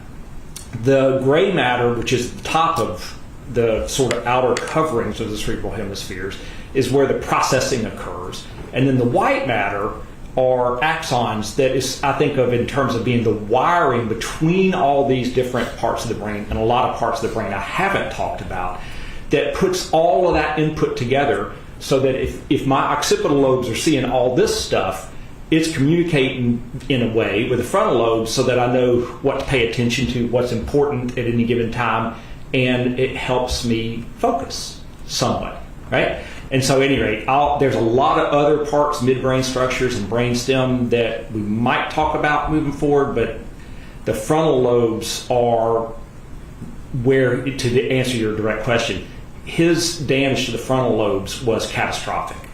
So, And when you say catastrophic, in a nutshell, like what do you mean by that? He removed them. Okay. And so, to extrapolate that, are you saying he removed the part of his brain that held his personality? Much of it, yes. It is not a scientifically reasonable proposition that somebody could sustain a frontal lobe dissection of that, resection of that degree, and not be changed as a human being forever by that process. It's not a scientifically valid proposition. And it's not the only area of his brain that was injured, but it was the part that was destroyed. And so how, with all that and that traumatic brain injury of him taking a buckshot shotgun shell at close range right to his head, how is he able to function at this point? So I will tell you this. I think a lot of people have been surprised at the degree to which his functioning has recovered, right? So he started out so impaired and so injured that we really didn't know whether he would survive. And I think it's a testament to how a young individual can sustain tremendous injuries, not just central nervous system injuries, and have a better course of recovery than somebody older like me, right, might have. So the fact of the matter is he has other impacts to his brain from that gunshot wound, but with excellent medical care. And I've got to say, I was very impressed looking through those thousands of pages of records that they were even able to keep him alive, right? So let me just, before I go straight to that answer, in the acute phase of his injury, he also had diffuse swelling in his brain that caused a shift of various brain structures and caused a whole lot of other medical problems for him. But with appropriate treatment, that was remitted, improved. His overall level of functioning cognitively and otherwise has similarly improved over the last couple of years. And that's demonstrated by repeat episodes of psychiatric and neuropsychological testing that has been done. So I don't know that there's a great answer to how he has been able to recover to the extent he is, other than that it is impressive the medical care he received And it is amazing to me constantly what insults a young person can take and just survive that would kill somebody older. And so is it fair to say that if you, or put it on me, if I had suffered that same traumatic brain injury, that my recovery would not be as distinct as Austin's has been able to be? That is likely the case. And I will say this, given a thorough understanding of the mechanism of the injury sustained, I don't think most Austin Thompsons would survive that injury either. But he did. And with him being 15 years old and having a young brain, is there any difference in his brain in that able to rewire, and don't let me put words in your mouth, but be able to readjust? It's not a terrible way to describe it. There's a plasticity of a young person's brain such that it's still in the process of developing, right, in the first place. We now understand, particularly with regard to frontal lobe functioning, that an individual's brain isn't fully developed until they're in their mid-20s anyway. But on top of that, there does seem to be some, based on my experience, that individuals who are younger and still developing can sometimes sort of just recover better. And as we get older and older and older, we know that we recover less readily from all kinds of illnesses and injuries. So. In your report, I'm going to just go through some of the, I'll just ask you and you can tell us what that are. Tell us what your diagnosis was and what his injuries were. A large acute compressed left-sided subdural hematoma. What is that? Okay, so what that is overlying the brain, there's a thick, really tough layer of called the dura, and there's vasculature under that. And as a result of the blast injury, he obtained a bleed, a collection of blood between the dura and the surface of the brain that was compressive. So it pushed against the brain, and so one of the sort of things that evolved in the immediate post-injury period is it starts squeezing on the brain there, which can cause problems in and of itself. And what is a midline shift? So the cerebral hemispheres, there is a divide between them. There's a right and left hemisphere. And I won't bore you with the connections and everything between them, but what happens in a midline shift is that if you get a mass effect on one side, it can push everything across, which is not good for the brain. That's not something you want to see. So a midline shift is there's a mass occupying lesion or swelling or some process that's causing, it's an enclosed space, and so it's causing things to squeeze over across the midline.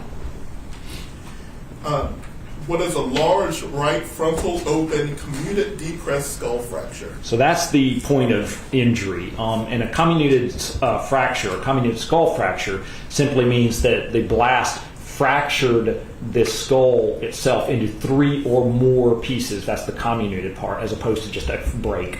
So 3 or more pieces and pushed them inward, also exerting a mass effect on the surface of the brain. And can you still see remnants of that injury on Austin today? Oh, well, you don't need an MRI scanner. You can see him on his head.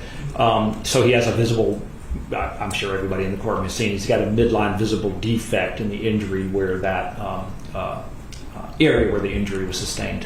And it essentially, closest to him, looks like a big divot or dent in his head. That is correct. And what is an electrocephalogram?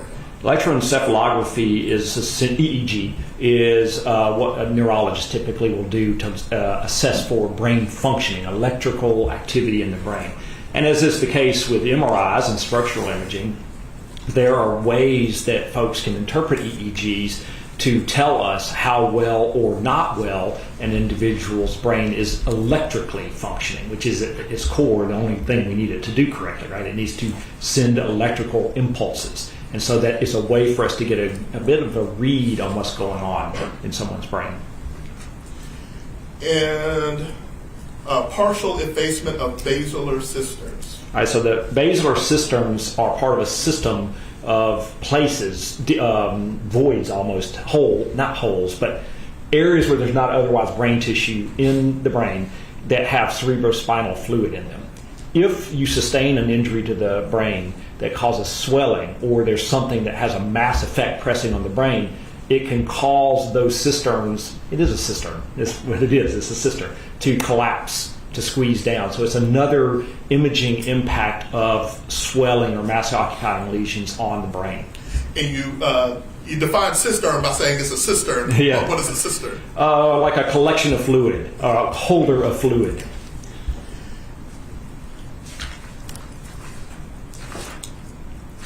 And so, with that, are there any other brain injuries that we just didn't go over? Excuse me. I'm sure there are multiple other brain injuries that were suffered by Austin during this event. But anything in particular that you would think Sure. important for this testimony right now? So real quick, the EEG demonstrated that he had more global diffuse brain impaired functioning for a time after his injury. Is called encephalopathy. He had diffuse background slowing on the EEG, which is sort of an indicator of that. He had clinical indicators of that as well. The other thing that was noteworthy and kind of ominous is that he developed what's called nephrogenic diabetes insipidus following the injury. He developed neurogenic, not nephrogenic, neurogenic diabetes insipidus. What happens there is that I won't bore you with what it does, but it's a function of the hypothalamic pituitary axis. The hypothalamus and pituitary. The hypothalamus and pituitary axis. Those structures are in the brain much lower. And so what can happen after a traumatic brain injury is that swelling can start pressing downward, impairing the function of that axis, and that can result in the diabetes insipidus, which he has had, and that will give you problems in sodium concentration. Well, it causes other problems, but sodium concentration in your blood or levels in your blood. Why that's an ominous finding is that in left untreated, that can be a harbinger of more severe brainstem herniation, which has a very, very high degree of mortality because those parts of the brain involve things like breathing. Right? And so if those are destroyed, they don't come back, and it's a very small space that it gets forced through. One of the early indicators of that from that swelling can be this impaired function of those same structures, and it's just another indicator of how excellent the care was that he received. Mr. Thomas, we're going to break for 15 minutes.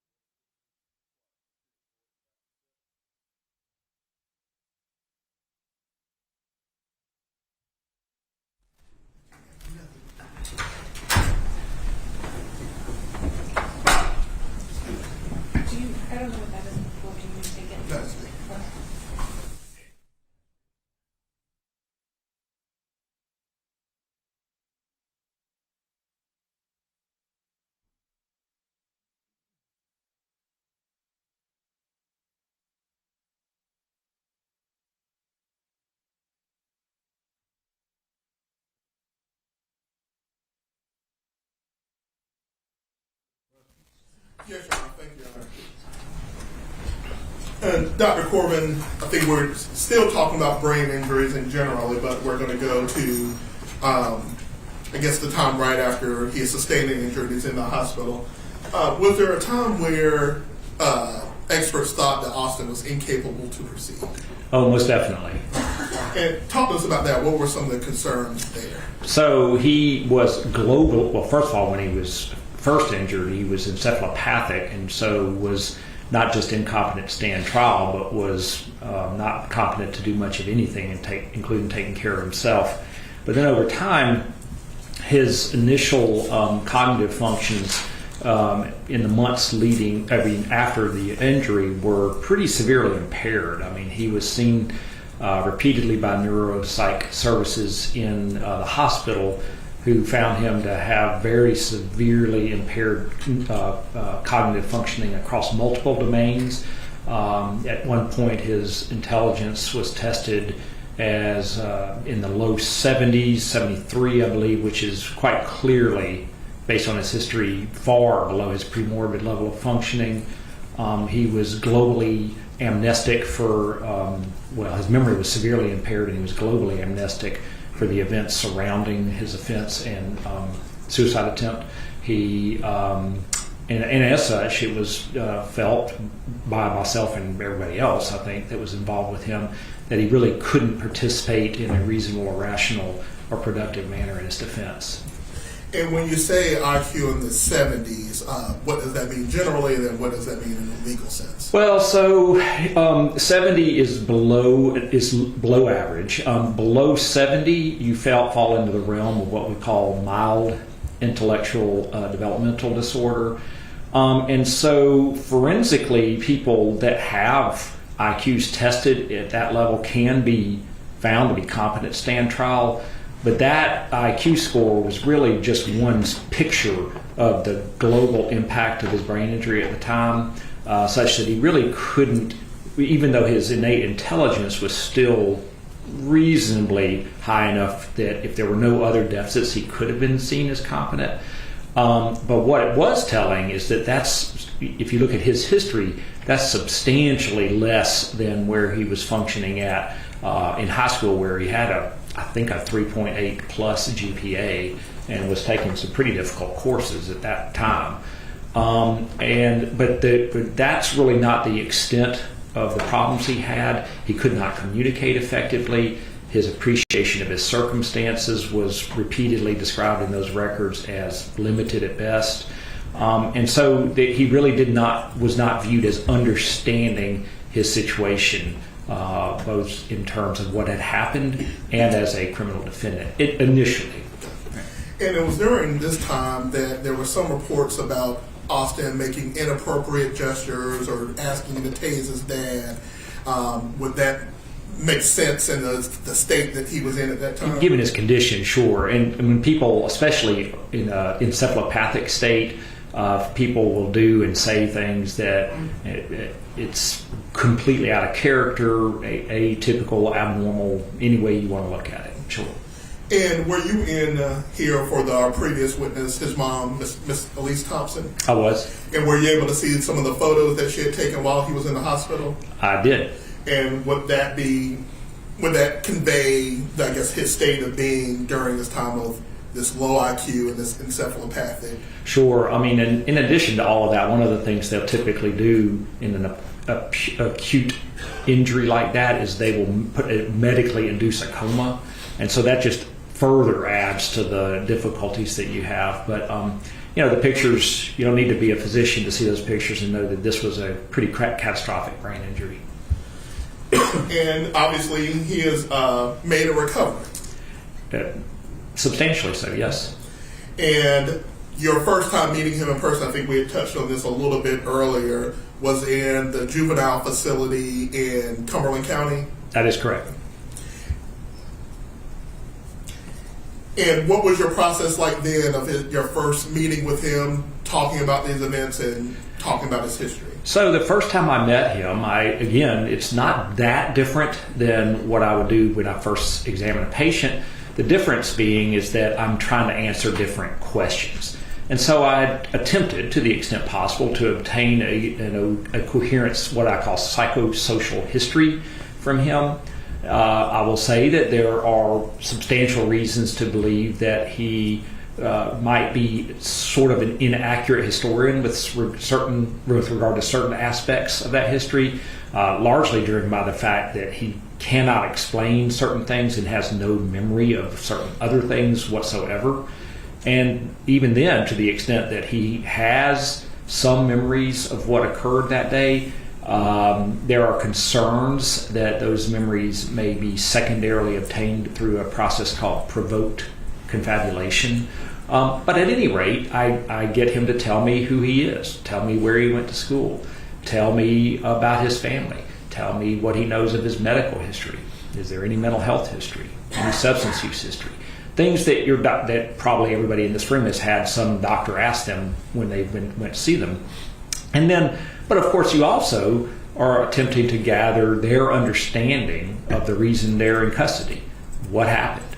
But more so, why did it happen? Right? And before we go too much further on that, can you slow down and just tell us what that provoked confabulation, what is that? Sure. So what happens is that, in his history, for some time after he woke up from this injury, he had no real independent recollection of what had occurred. Over time, he has come to have fairly detailed recollection of what the events were that occurred. But during that same period of time, he had been reviewing discovery materials describing what occurred in detail on numerous occasions, for example, with defense counsel.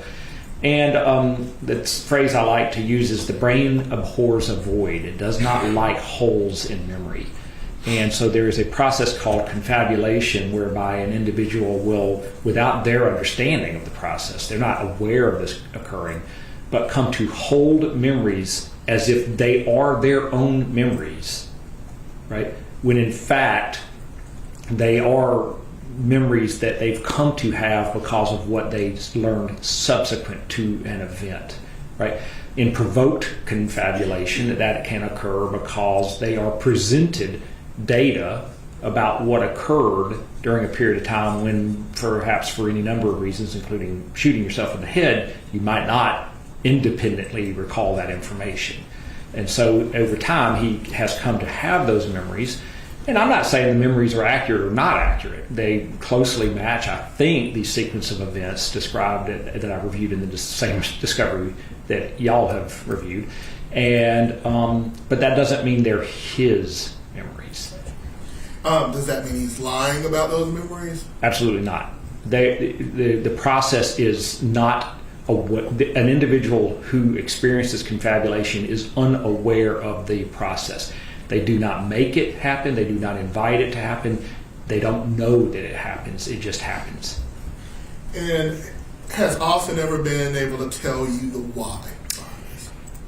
So, no. And that is, to some extent, what is the most difficult part of this forensic assessment is that while he has never challenged the conclusion that he did these events, he has never, at least in his time with me, said, I didn't do this.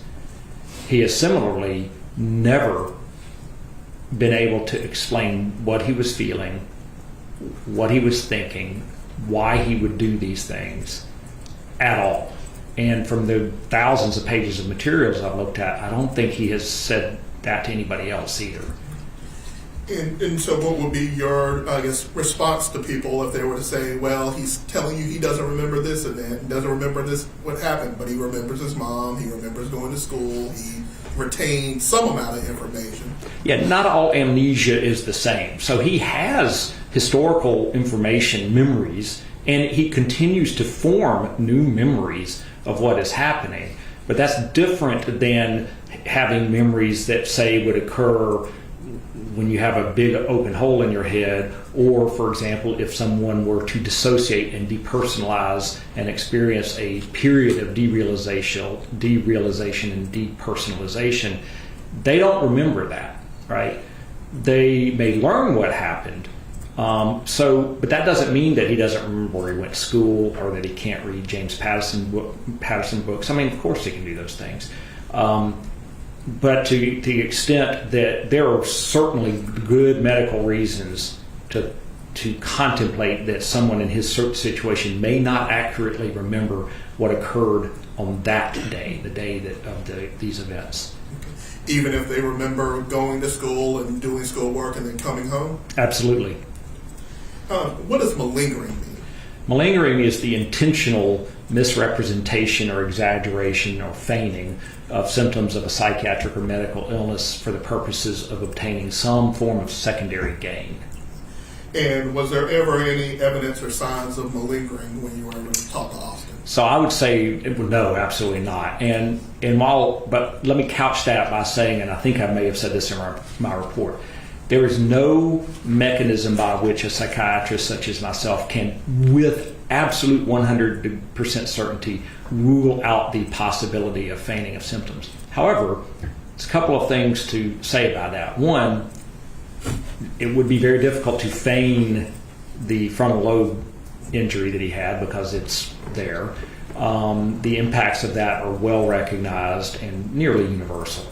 But also, there's really not much in the way of a secondary gain process here. I think the court is aware that over the advice of counsel, your client, once determined to be competent to make the decision, decided to plead guilty specifically, and he told me this, specifically because he did not want to put the families through the pain of going through these events again. He can't explain them, but he does not deny that it was him. And so there's not a whole, given his acceptance of responsibility by pleading guilty, a similarly situated individual would not anticipate gaining much. Sustained. Just talk specifically about, I guess, not a similar situation, just what Austin had told you and where we ended up. Given his discussion with me about why he wanted to plead as he did, there's no purpose. Objection.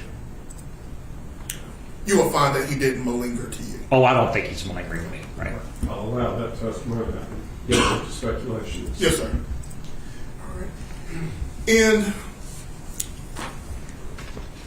I guess after this meeting, and do you continue to collect records and go through everything that is provided to you? That is correct. And it's typically, it evolves over a period of time that records sort of come in batches, and that occurs over months, if not years. Your Honor, may I approach with it while I'm marking as Defense Exhibit 7? Yes.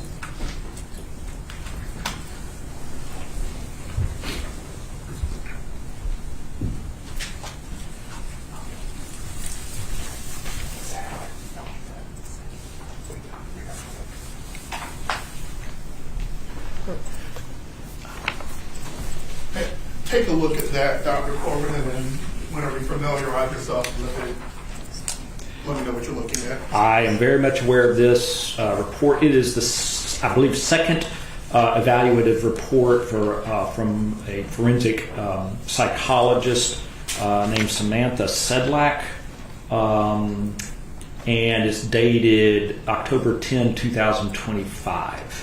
And did you rely on this report in coming to the findings that you had in your own report? Yes, sir. And this fairly accurately represent the report that was turned over to you from Dr. Sedlak? Yes, sir. Your Honor, we would move to admit Defense Exhibit number 7. Any objection? No. It's allowed. And Dr. Corbin, I guess just generally, what are the findings in that report and how was it useful to you in making your determinations? So what I found from this report is this was not her first assessment of your client, and what she determined was that there was a general path of continued recovery. His overall intellectual capacity had gone from in the 70s to upwards of the low 90s, which is still likely lower than his premorbid functioning, in my view. But it's also clearly greatly improved. And on that subject, I'm aware that he has finished his high school education while in custody and earned his diploma there. She also noted his continued course of improvement in what we call executive functioning, those frontal lobe functions that we were talking about, and offered the opinion that there was I think I can quote it, a strong potential for ongoing improvement in self-regulation, social reasoning, and impulse control, particularly with continued structure, guidance, and opportunity for age-appropriate learning and decision-making experiences. That is very much consistent with my own observations of him, and I very much agree with that.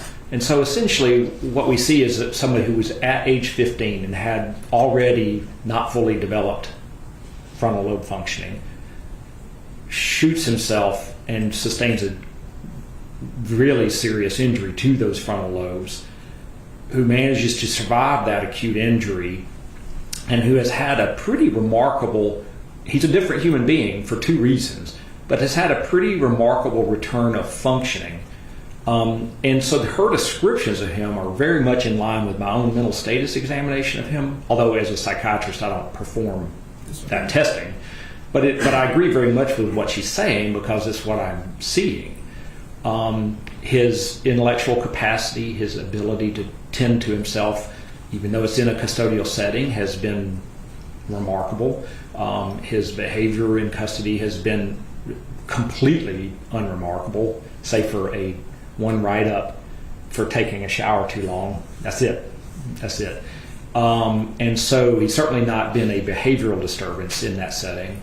And what we see, the other thing that has changed is that he was 15 when this happened, and he's 18 now. So you can see how the assessment becomes impossibly complex. A 15-year-old is a different human being than an 18-year-old. A 15-year-old, before you, there's no other way to say it, blow off part of your brain is different than an 18-year-old who has managed to survive that but still has no frontal lobe functioning to speak of. So my personal examination is not really, in many respects, of the individual who he was at 15 on October 13.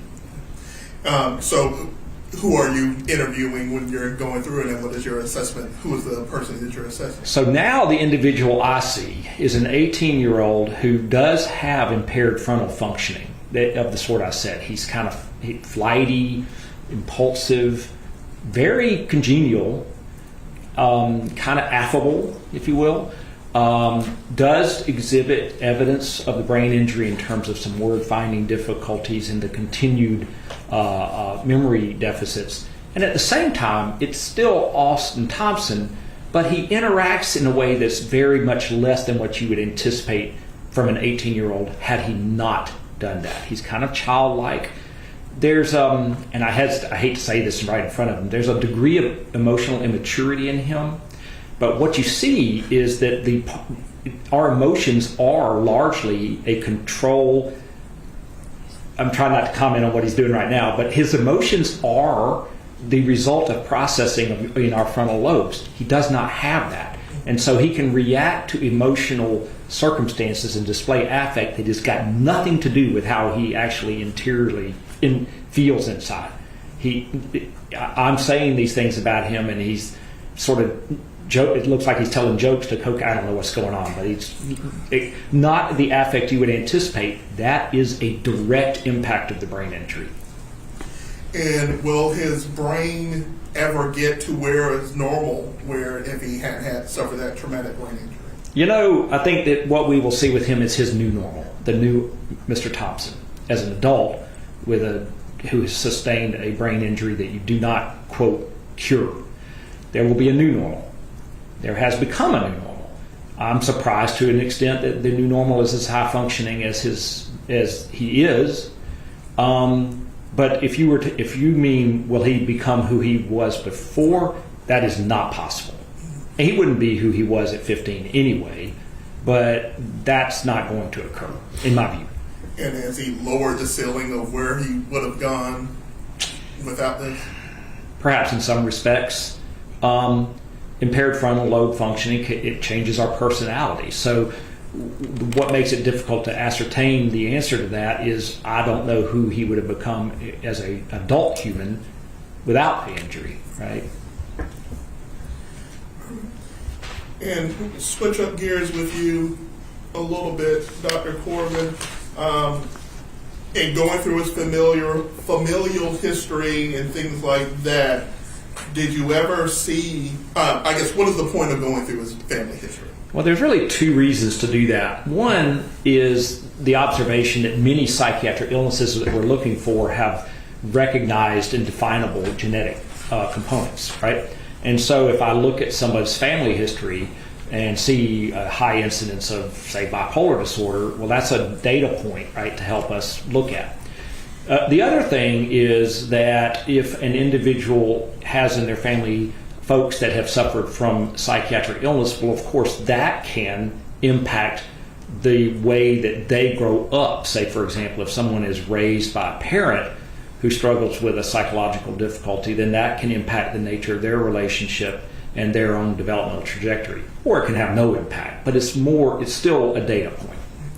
And looking at his familial history, did you see anything that stood, we keep on saying this word, red flag, but stood out to you as anything other than a normal upbringing? Not particularly. I will say this. I mean, I am aware that James had a history of treatment for ADD. And I'm also aware that Mom had a history with both children of postpartum depression and was treated for that condition. And postpartum depression can be a pretty serious thing. And postpartum depression can impact how the parenting skills and the style of parenting and the degree of attachment between their children and the parent. In fact, in a small number of instances can result in criminal conduct, right? Parent killing a child because of symptoms of postpartum psychosis. So she had this history, and that's a data point that matters. However, I will tell you that as I've looked through the material and heard her testimony and looked at the family history, I think she's powered right through it in terms of parenting. The kids both clearly, I think it's worth, my assessment is, that they both gravitated more towards dad and the stuff they did with dad, but that family was pretty well functioning, despite her struggles with postpartum illness. Got it. And is that abnormal for, same-sex child or different-sex child to gravitate towards one parent more than another? No, it's typically the case. And does it mean that a person, one of the mom is hated just because they hang out with dad more? No, despite writings to the contrary, I'm pretty convinced that at no point before or after October 13, 2022, Austin loved both of his. Sustained. You didn't, in your interviews, you didn't see any conflict within the family that would lead you to pop out as a red flag for you? No, and of course I know what he told me, but no, then what he told me is consistent with what I've heard from other sources of information. And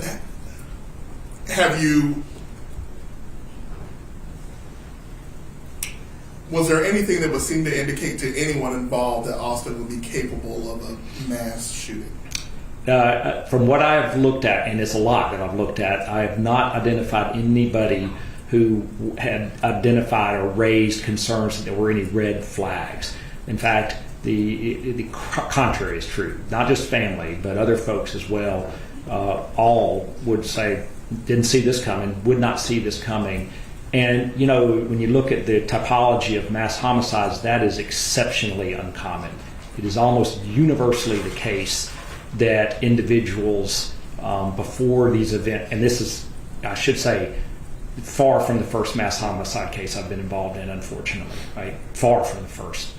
And go ahead. Did you review, materials turned over by the state from Dr. Gibson talking about the path to violence in dealing with mass shootings? I did. I did not observe her testimony, but I am familiar with her work, yes. Okay. So tell me more about mass shooters and things that you stand out as red flags and cases that you've dealt with in your personal experience. So to the extent that there's typology, if you will, a way to describe the, quote, typical mass homicide. Well, one of the things I was just starting to mention, it is almost universally the case, if not universally the case statistically, that such individuals are on the radar of other individuals being at risk. They may not be thinking in terms of them committing a mass homicide, but that there are concerns because of a deviation from their premorbid functioning. That people are worried about them. Similarly, in a large number of these instances, the now defendant would also have reached out to somebody almost in an effort to gain an alliance for some perceived path of revenge, if you will. And so in these instances, it is typically observable that they become motivated by this escalating path of preoccupation with some perceived injustice. They're seeking revenge for something, and sometimes it's psychotically driven, but there's a reason for it. There's never a good, obviously, never a good reason for it, but there's a reason there, and it's usually observable that other individuals see that person becoming increasingly preoccupied with that motivation. And I know you said you didn't watch Dr. Gibson's testimony, but you're saying some very similar things about a perceived injustice, a perceived slight, bullying. Did you see any of that in any of the documents that you went through? So if we look at the underlying factors that seem to precipitate most of these events, there are none there, right? There's not the they don't feel marginalized, ostracized, bullied, anger, sense of rejection, paranoid psychosis, seeking revenge. None of those things were present. And I think Dr. Gibson, may possibly agree with it, that in her findings, 100% of the time, there was some third party that would reach out and say, have concerns for a defendant or a prospective shooter. So while I don't know if I can attest to the 100%, I can tell you I've been involved in a couple of dozen mass homicides over the years, and in those instances, except for one or two that involved a very, very different organic process, there were third parties who had voiced concern. Involved in one right now where it's very much many people were trying to get somebody to intervene, and then multiple people were killed. So while I don't know that I would say 100%, I'm not sure that I've ever been involved in a, quote, typical mass homicide where there weren't not only post-event red flags observed, but pre-event red flags observed, almost always. And Dr. Gibson had also talked some about, especially when dealing with youthful offenders, their need to tell someone or write something to someone. Has that been your finding experience as well? So I have not done as many of these cases involving youth, but from my own research, which is considerable, that appears to be the case. So I would agree with her as well on that. And there was nothing that you found that Austin had these diaries or writings or journals or anything like that? No, and I'm sure we'll talk about all of the hundreds of, all of these thousands of searches, but when I look at the entirety of the context of what his digital footprint is and his life at the time, it's a big dead end. It's a red herring. It's not wide. In my opinion. If that's your expert opinion, I will. Thank you. It need to be supported by foundation, but I'll accept it as a forecast of what he anticipates opining with proper foundation. And Dr. Corbin, did you find anything with mental health issues for Austin himself that may have put him on a path to violence or being red flag? So his pre-event mental health history is just entirely unremarkable. There's just nothing diagnosable, nothing. And is that unusual in your experience for these kind of mass shooters? So, one could argue it is. I have been involved in cases where delusions drove such conduct, and that is fairly common. But there are also circumstantial cases where individuals who are otherwise perhaps psychopathic, have a high degree of antisocial conduct, may, quote, go off. And I'm not sure I would consider that forensically a mental illness. It may be the reason, but so I think that it's fair to say that both can occur. And Dr. Corbin, we've talked a lot about it, and finally go ahead and jump into it. Are you aware of minocycline? I am aware of minocycline. All right. What is minocycline? So minocycline is a tetracyclic antibiotic. It has been around for a while. Its trade name is more commonly known as minicin. It is used to treat a number of different sort of infectious processes. It's good for acne, other skin kind of conditions, rosacea, I believe, some oral infections, periodontal disease, things of that nature. So it's an antibiotic. And you just covered the things that it treats. How long is it? How is it typically taken? Well, it depends on the course of treatment. It's not remarkably. I mean, I'm not a dermatologist, but my medical training is that it's not typical that you remain on an antibiotic like that for years at a time. So. And are you aware of any side effects of minocycline?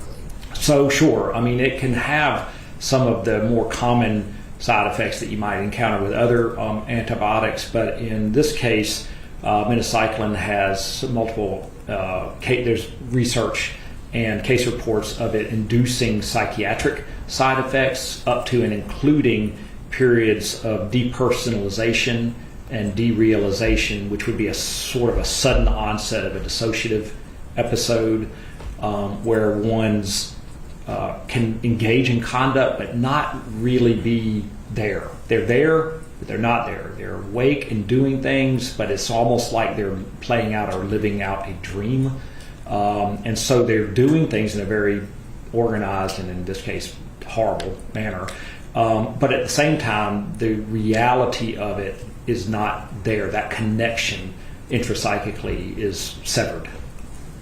And I guess, how did you come, like when you got notice that Austin was on minocycline, what were your initial thoughts with that? I didn't really care. I mean, it's all important information, but while that side effect has clearly been demonstrated, it's not common either. Okay. So I just sort of, because at that point, I was still very much in search of the why, the reason, and more typically, there's no good reason, but more typically there is a reason. There's one of those things that we talked about. It's almost always the case, right?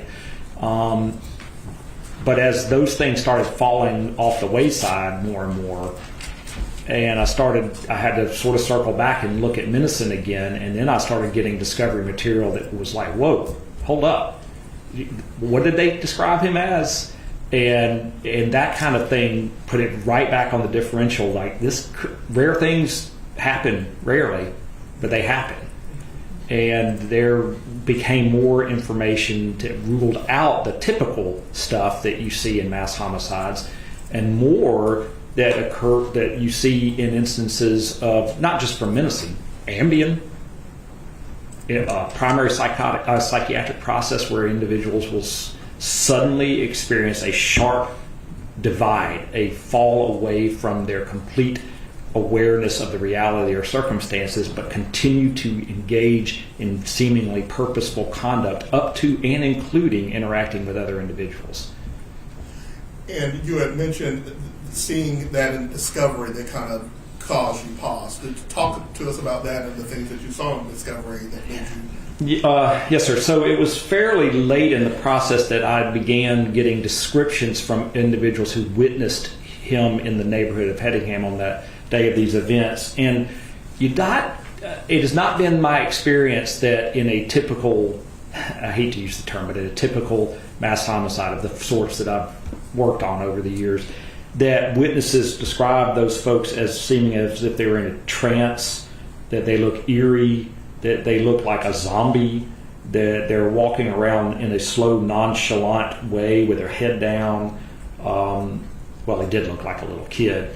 And so you get, that's the sort of thing you hear from people who see people in a parassociative state, right? Not in a typically motivated mass homicide, not in somebody who is mad at the world, seeking revenge, this, that, and the other. That's not the description you see. Is it dispositive of any finding? It is not, but it's very suggestive. And you've reviewed other videos and, I guess, Ring doorbell cameras and other surveillance cameras that captured Austin during this event? Yes. And are you familiar with, I guess, people are saying the trailer park video where Austin seems to be talking to someone? Yes, I have seen that video, yes. Talk to us some about that and how that affected your opinion, if it did. Well, the descriptions in the videos or images of him, including that video, they're sort of consistent with each other in that he just seems like he's just taking a walk through the neighborhood. And so in that video you mentioned, he's observed there. I don't know if the court's seen it or not yet. Oh, okay. So you're aware that he's just in a semi-calm way holding a long gun and speaking seemingly off camera to someone, pointing out that there's an active shooter behind him or somewhere off camera the other direction. I don't know who that was he was talking to. I'm not sure there was somebody there he was talking to. Sustained. Sorry. But it's very unusual. Okay. Right. And you never received anything in discovery about this person that he was allegedly talking to ever getting a report from them? Well, that's why I'm questioning it, because if somebody said that to me with a gun, at first, I don't care what's going on, I'm calling 911. That's what I would do. And what about his manner of gait and just walking around and the time of day and things like that? Just 5-something in the afternoon, calm, no distress observable, doesn't seem particularly even hurried for the most part. Again, it's just very atypical in these situations. And did you go through, recall phone conversations with his father around and during this event? Yes. And talk to us some about those. And So as Father described, there was 2 phone calls, and on each occasion, Father did not discern anything abnormal. He seemed calm. His responses to the questions that he was being asked, I think, were generally appropriate. And so he was unremarkable in that regard.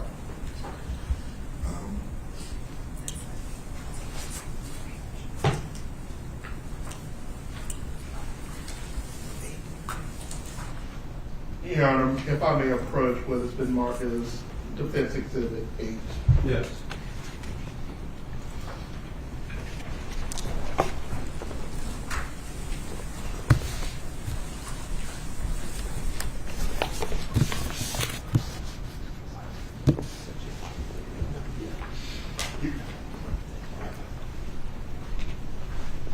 Thank you. Got that.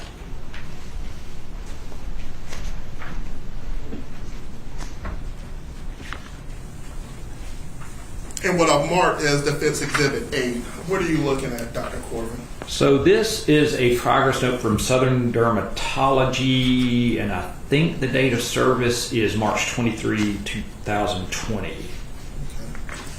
And are you aware of how long minocycline is typically just supposed to be taken? I see a lot of, and I've looked this up, a lot of variability in that, but not typically a year or more at a time for this indication, right? And if you're looking at page 2 of, excuse me, Your Honor, we move to admit Defense Exhibit 8. Any objection? No, Your Honor, it's allowed. Thank you. Looking at page number 2, tell us about the kind of counseling that a person will receive on minocycline. So what they've written here is that they counsel them on the more common side effects. It can be associated with photosensitivity, discoloration of teeth and skin. So they tell them try to avoid sunlight and you should wear protective clothing and sunscreen. Headache, vision changes, and that's about it. And those are the things that you would most typically encounter. but you had noted that in your experience that one of these rare side effects is this depersonalization. It's all over the literature. Yes, it can occur. And just break down to us your scientific or medical understanding what depersonalization is. So depersonalization is sort of a symptom of dissociation in which a person begins to or loses the ability to recognize their own reality. So think of it as like being in a dream, and if you can remember your dreams, you get it, but you don't get it, right? It's like you lose contact with the reality of you. Derealization is a little easier to contemplate because then you perceive yourself, but your circumstances are, derealized. They are not real. And so we use certain classes of drugs to induce such a state, a dissociative anesthetic, because you don't necessarily want to remember the reality of a colonoscopy, for example. But it can occur when we don't want it to occur, too. The example probably a lot of people have heard of is with Ambien.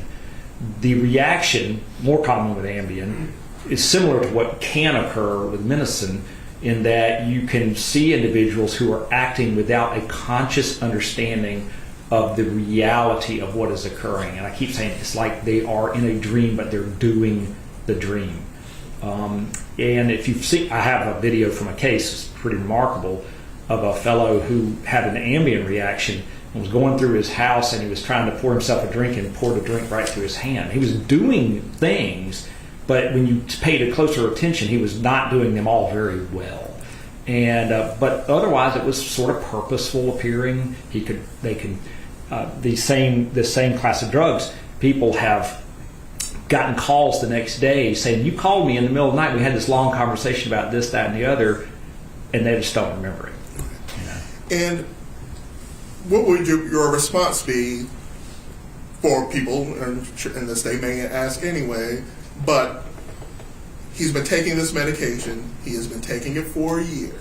He has not shown we've talked to his mom and his dad and his teachers, they didn't say anything. So how can this happen and just pop off the way that it did? So that medicine can accumulate over time in CNS, central nervous system tissue. Your objection. I think I'm going to need some foundation for the basis of these opinions in terms of his training experience. Your Honor, I'm just asking about how minocycline works and how side effects work. Again, it's a pharmacological question and it may well be in its scope of expertise, but at the moment he's been qualified as general and forensic psychologist. What is your medical background? So I've got a medical degree from the University of Alabama School of Medicine. Okay. And are you aware of different medicines and their applications and how they work? It's extensive part of medical training. All right.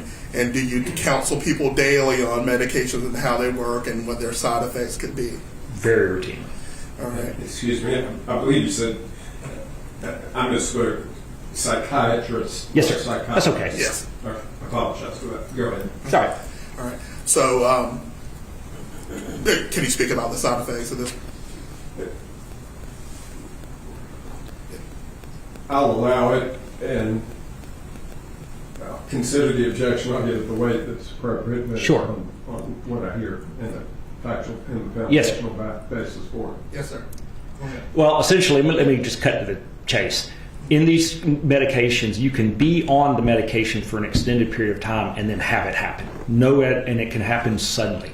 Ambien's a perfect example. I have cases where people have been on it for a long period of time and then they have a dissociation. And when it happens, it can happen suddenly and acutely, right? And so these kind of dissociative instances are not uncommon, or I guess they're uncommon in the fact that they occur, but it is a known thing that happens. Yeah, and there's some pharmacodynamic reasons to think that it might be more likely to happen after you've been on it for a time, but it can happen early, middle, or late. Objection to that. Overruled. And Dr. Corbin, how would it work that, the two brothers could be taking the same medication and it happened to one and not happen to the other? Well, they're not the same people. It's just that I don't even know that there is a answer to that. Some people have a reaction, some people don't. And by the way, most people don't. And you said it's a rare instance that this kind of depersonalization can happen. It is, and it's why at first I really wasn't. It was on the radar, but not at the center of the radar. But you've gone through the other possibilities of how this can happen, and you don't see any other red flags. It's sort of the way that we arrive at medical decisions, right? That we have the list of possibilities as we understand them, and as things fall off and information that emerges that makes another even less likely event more likely in this situation, then it remains on the differential, and that's what happened. At first I was fairly confident that a sort of typical motivating factor would emerge. It did not. And some evidence then began to emerge that made it more likely that there was a dissociative element at play. And how might depersonalization be expressed differently by a 15-year-old than it would be for an adult? Well, so I think that I'm going to say this more globally, that any adverse effects, psychiatrically, psychologically, kind of adverse impacts are going to be less well tolerated and less well managed in a 15-year-old than a 25 or a 30-year-old, because a 15-year-old is by their very nature already, they're not an adult, and so they're not as well equipped to cope with appropriately such instances. Now that being said, in instances where a side effect kind of comes on suddenly all at once and is not recognized by the individual experiencing the side effect, there's not a whole heck of a lot you can do if there's no warning. So.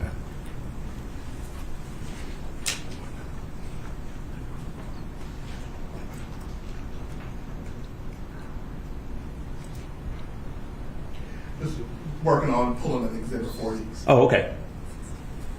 Madam Clerk, can I have Sticks Exhibit 16, the actual note? Six,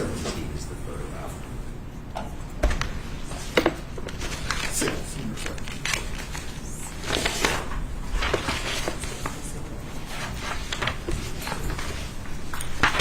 And Dr. Corbin, I'll ask you, while Madam Clerk is pulling that for us, I'll go ahead and continue with you. There's been a lot of talk about friendships and Austin having friends or not having friends. Talk to me about that in your, psychiatric practice and working with people. Just how that works, and is that a red flag about having friends in these kind of social relationships? So everything's a matter of degrees. If someone is completely socially isolated because they're rejected by their peers, or because that individual has some sort of animosity towards their peer group, then sure, that could be important. Other individuals, particularly during the COVID years, and I know about this because I was raising 2 daughters during these same years, that had a pretty significant impact on everybody's social interactions, which I could talk a lot about because there's emerging research on the subject, which is that they were robbed of their ability to some extent to form those normal peer interactions, middle school, high school age kids, college too for that matter, and so that's a unique thing that I think it's important not to forget as I'm looking backwards at what was going on in 21 and 22. The other thing is that I'll call it a little bit of a psychological autopsy of pre-injury Austin Thompson is that he was and still is an inquisitive, curious, kind of flighty guy, but who lived a little bit in his own head, just flying from one point of interest to the next. And so individuals like that are common, right? I mean, commonly encountered, not in my practice, but in life, that some folks are more outgoing and more social. Other individuals are more introspective. They think a lot. They study a lot. They tend to make good grades. Those are not red flags. That's just people being different. So. And so you just said that nothing of that would stand out as a red flag to you. No, because it's just who he was. He didn't bring a lot of friends home. Nobody was at the time at all, really. But the reality is that some people are like that. It would be very, very different if he didn't have any friends because he was getting beat up at school, or because he wanted to hurt people at school and beat up people at school, and so he was ostracized and rejected. None of that happened.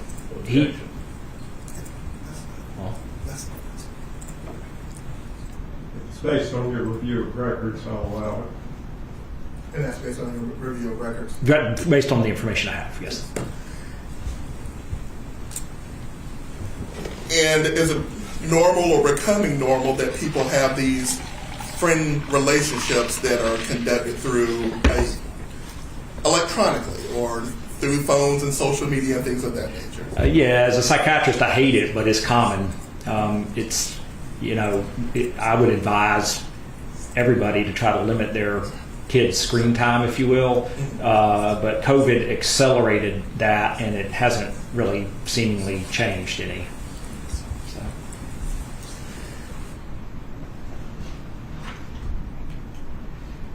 And did you see the photos of the inside of the Thompson residence? Do you recall going through those? At some point I have, yes. Were you aware of just the state of the house and the amount of guns and ammunition? Oh, that I'm aware of, yes. Okay. Talk to us some about that. Well, one of the interests that Austin in particular shared with his father was in firearms and hunting and things of that nature. And I think there may have been 11 plus firearms and a heck of a lot of ammunition in the home. Okay. But might that dissuade someone from letting their child visit the Thompson home? No objection. Sustained.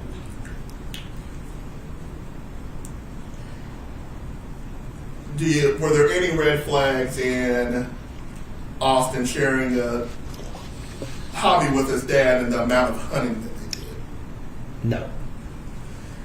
Do you find that typical for a father and son relationship to have that kind of outings, I guess? Certainly not unheard of. It is not an unusual thing for teenage boys to have all kinds of interest in firearms, fireworks, hunting, fishing, you name it.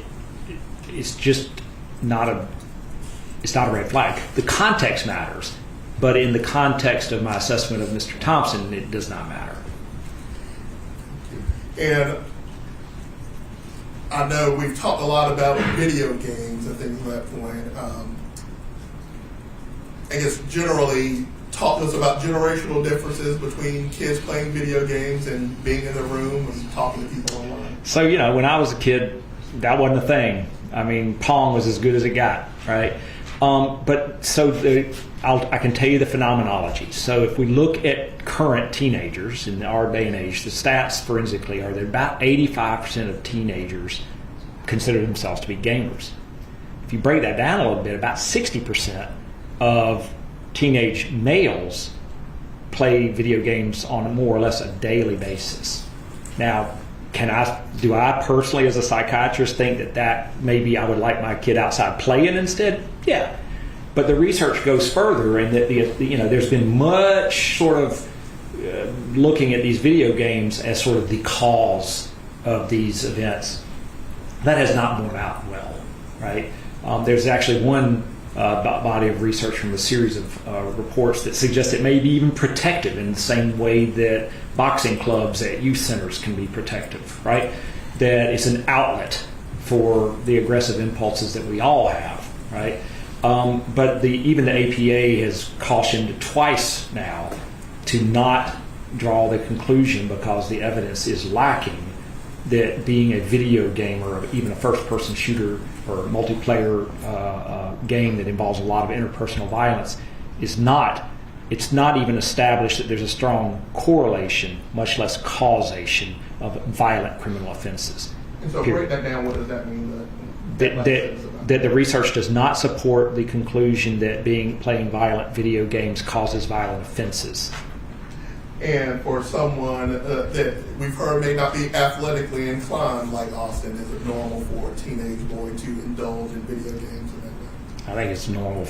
Well, regardless of whether I like it or not, if we define normal as it's very common, then yes.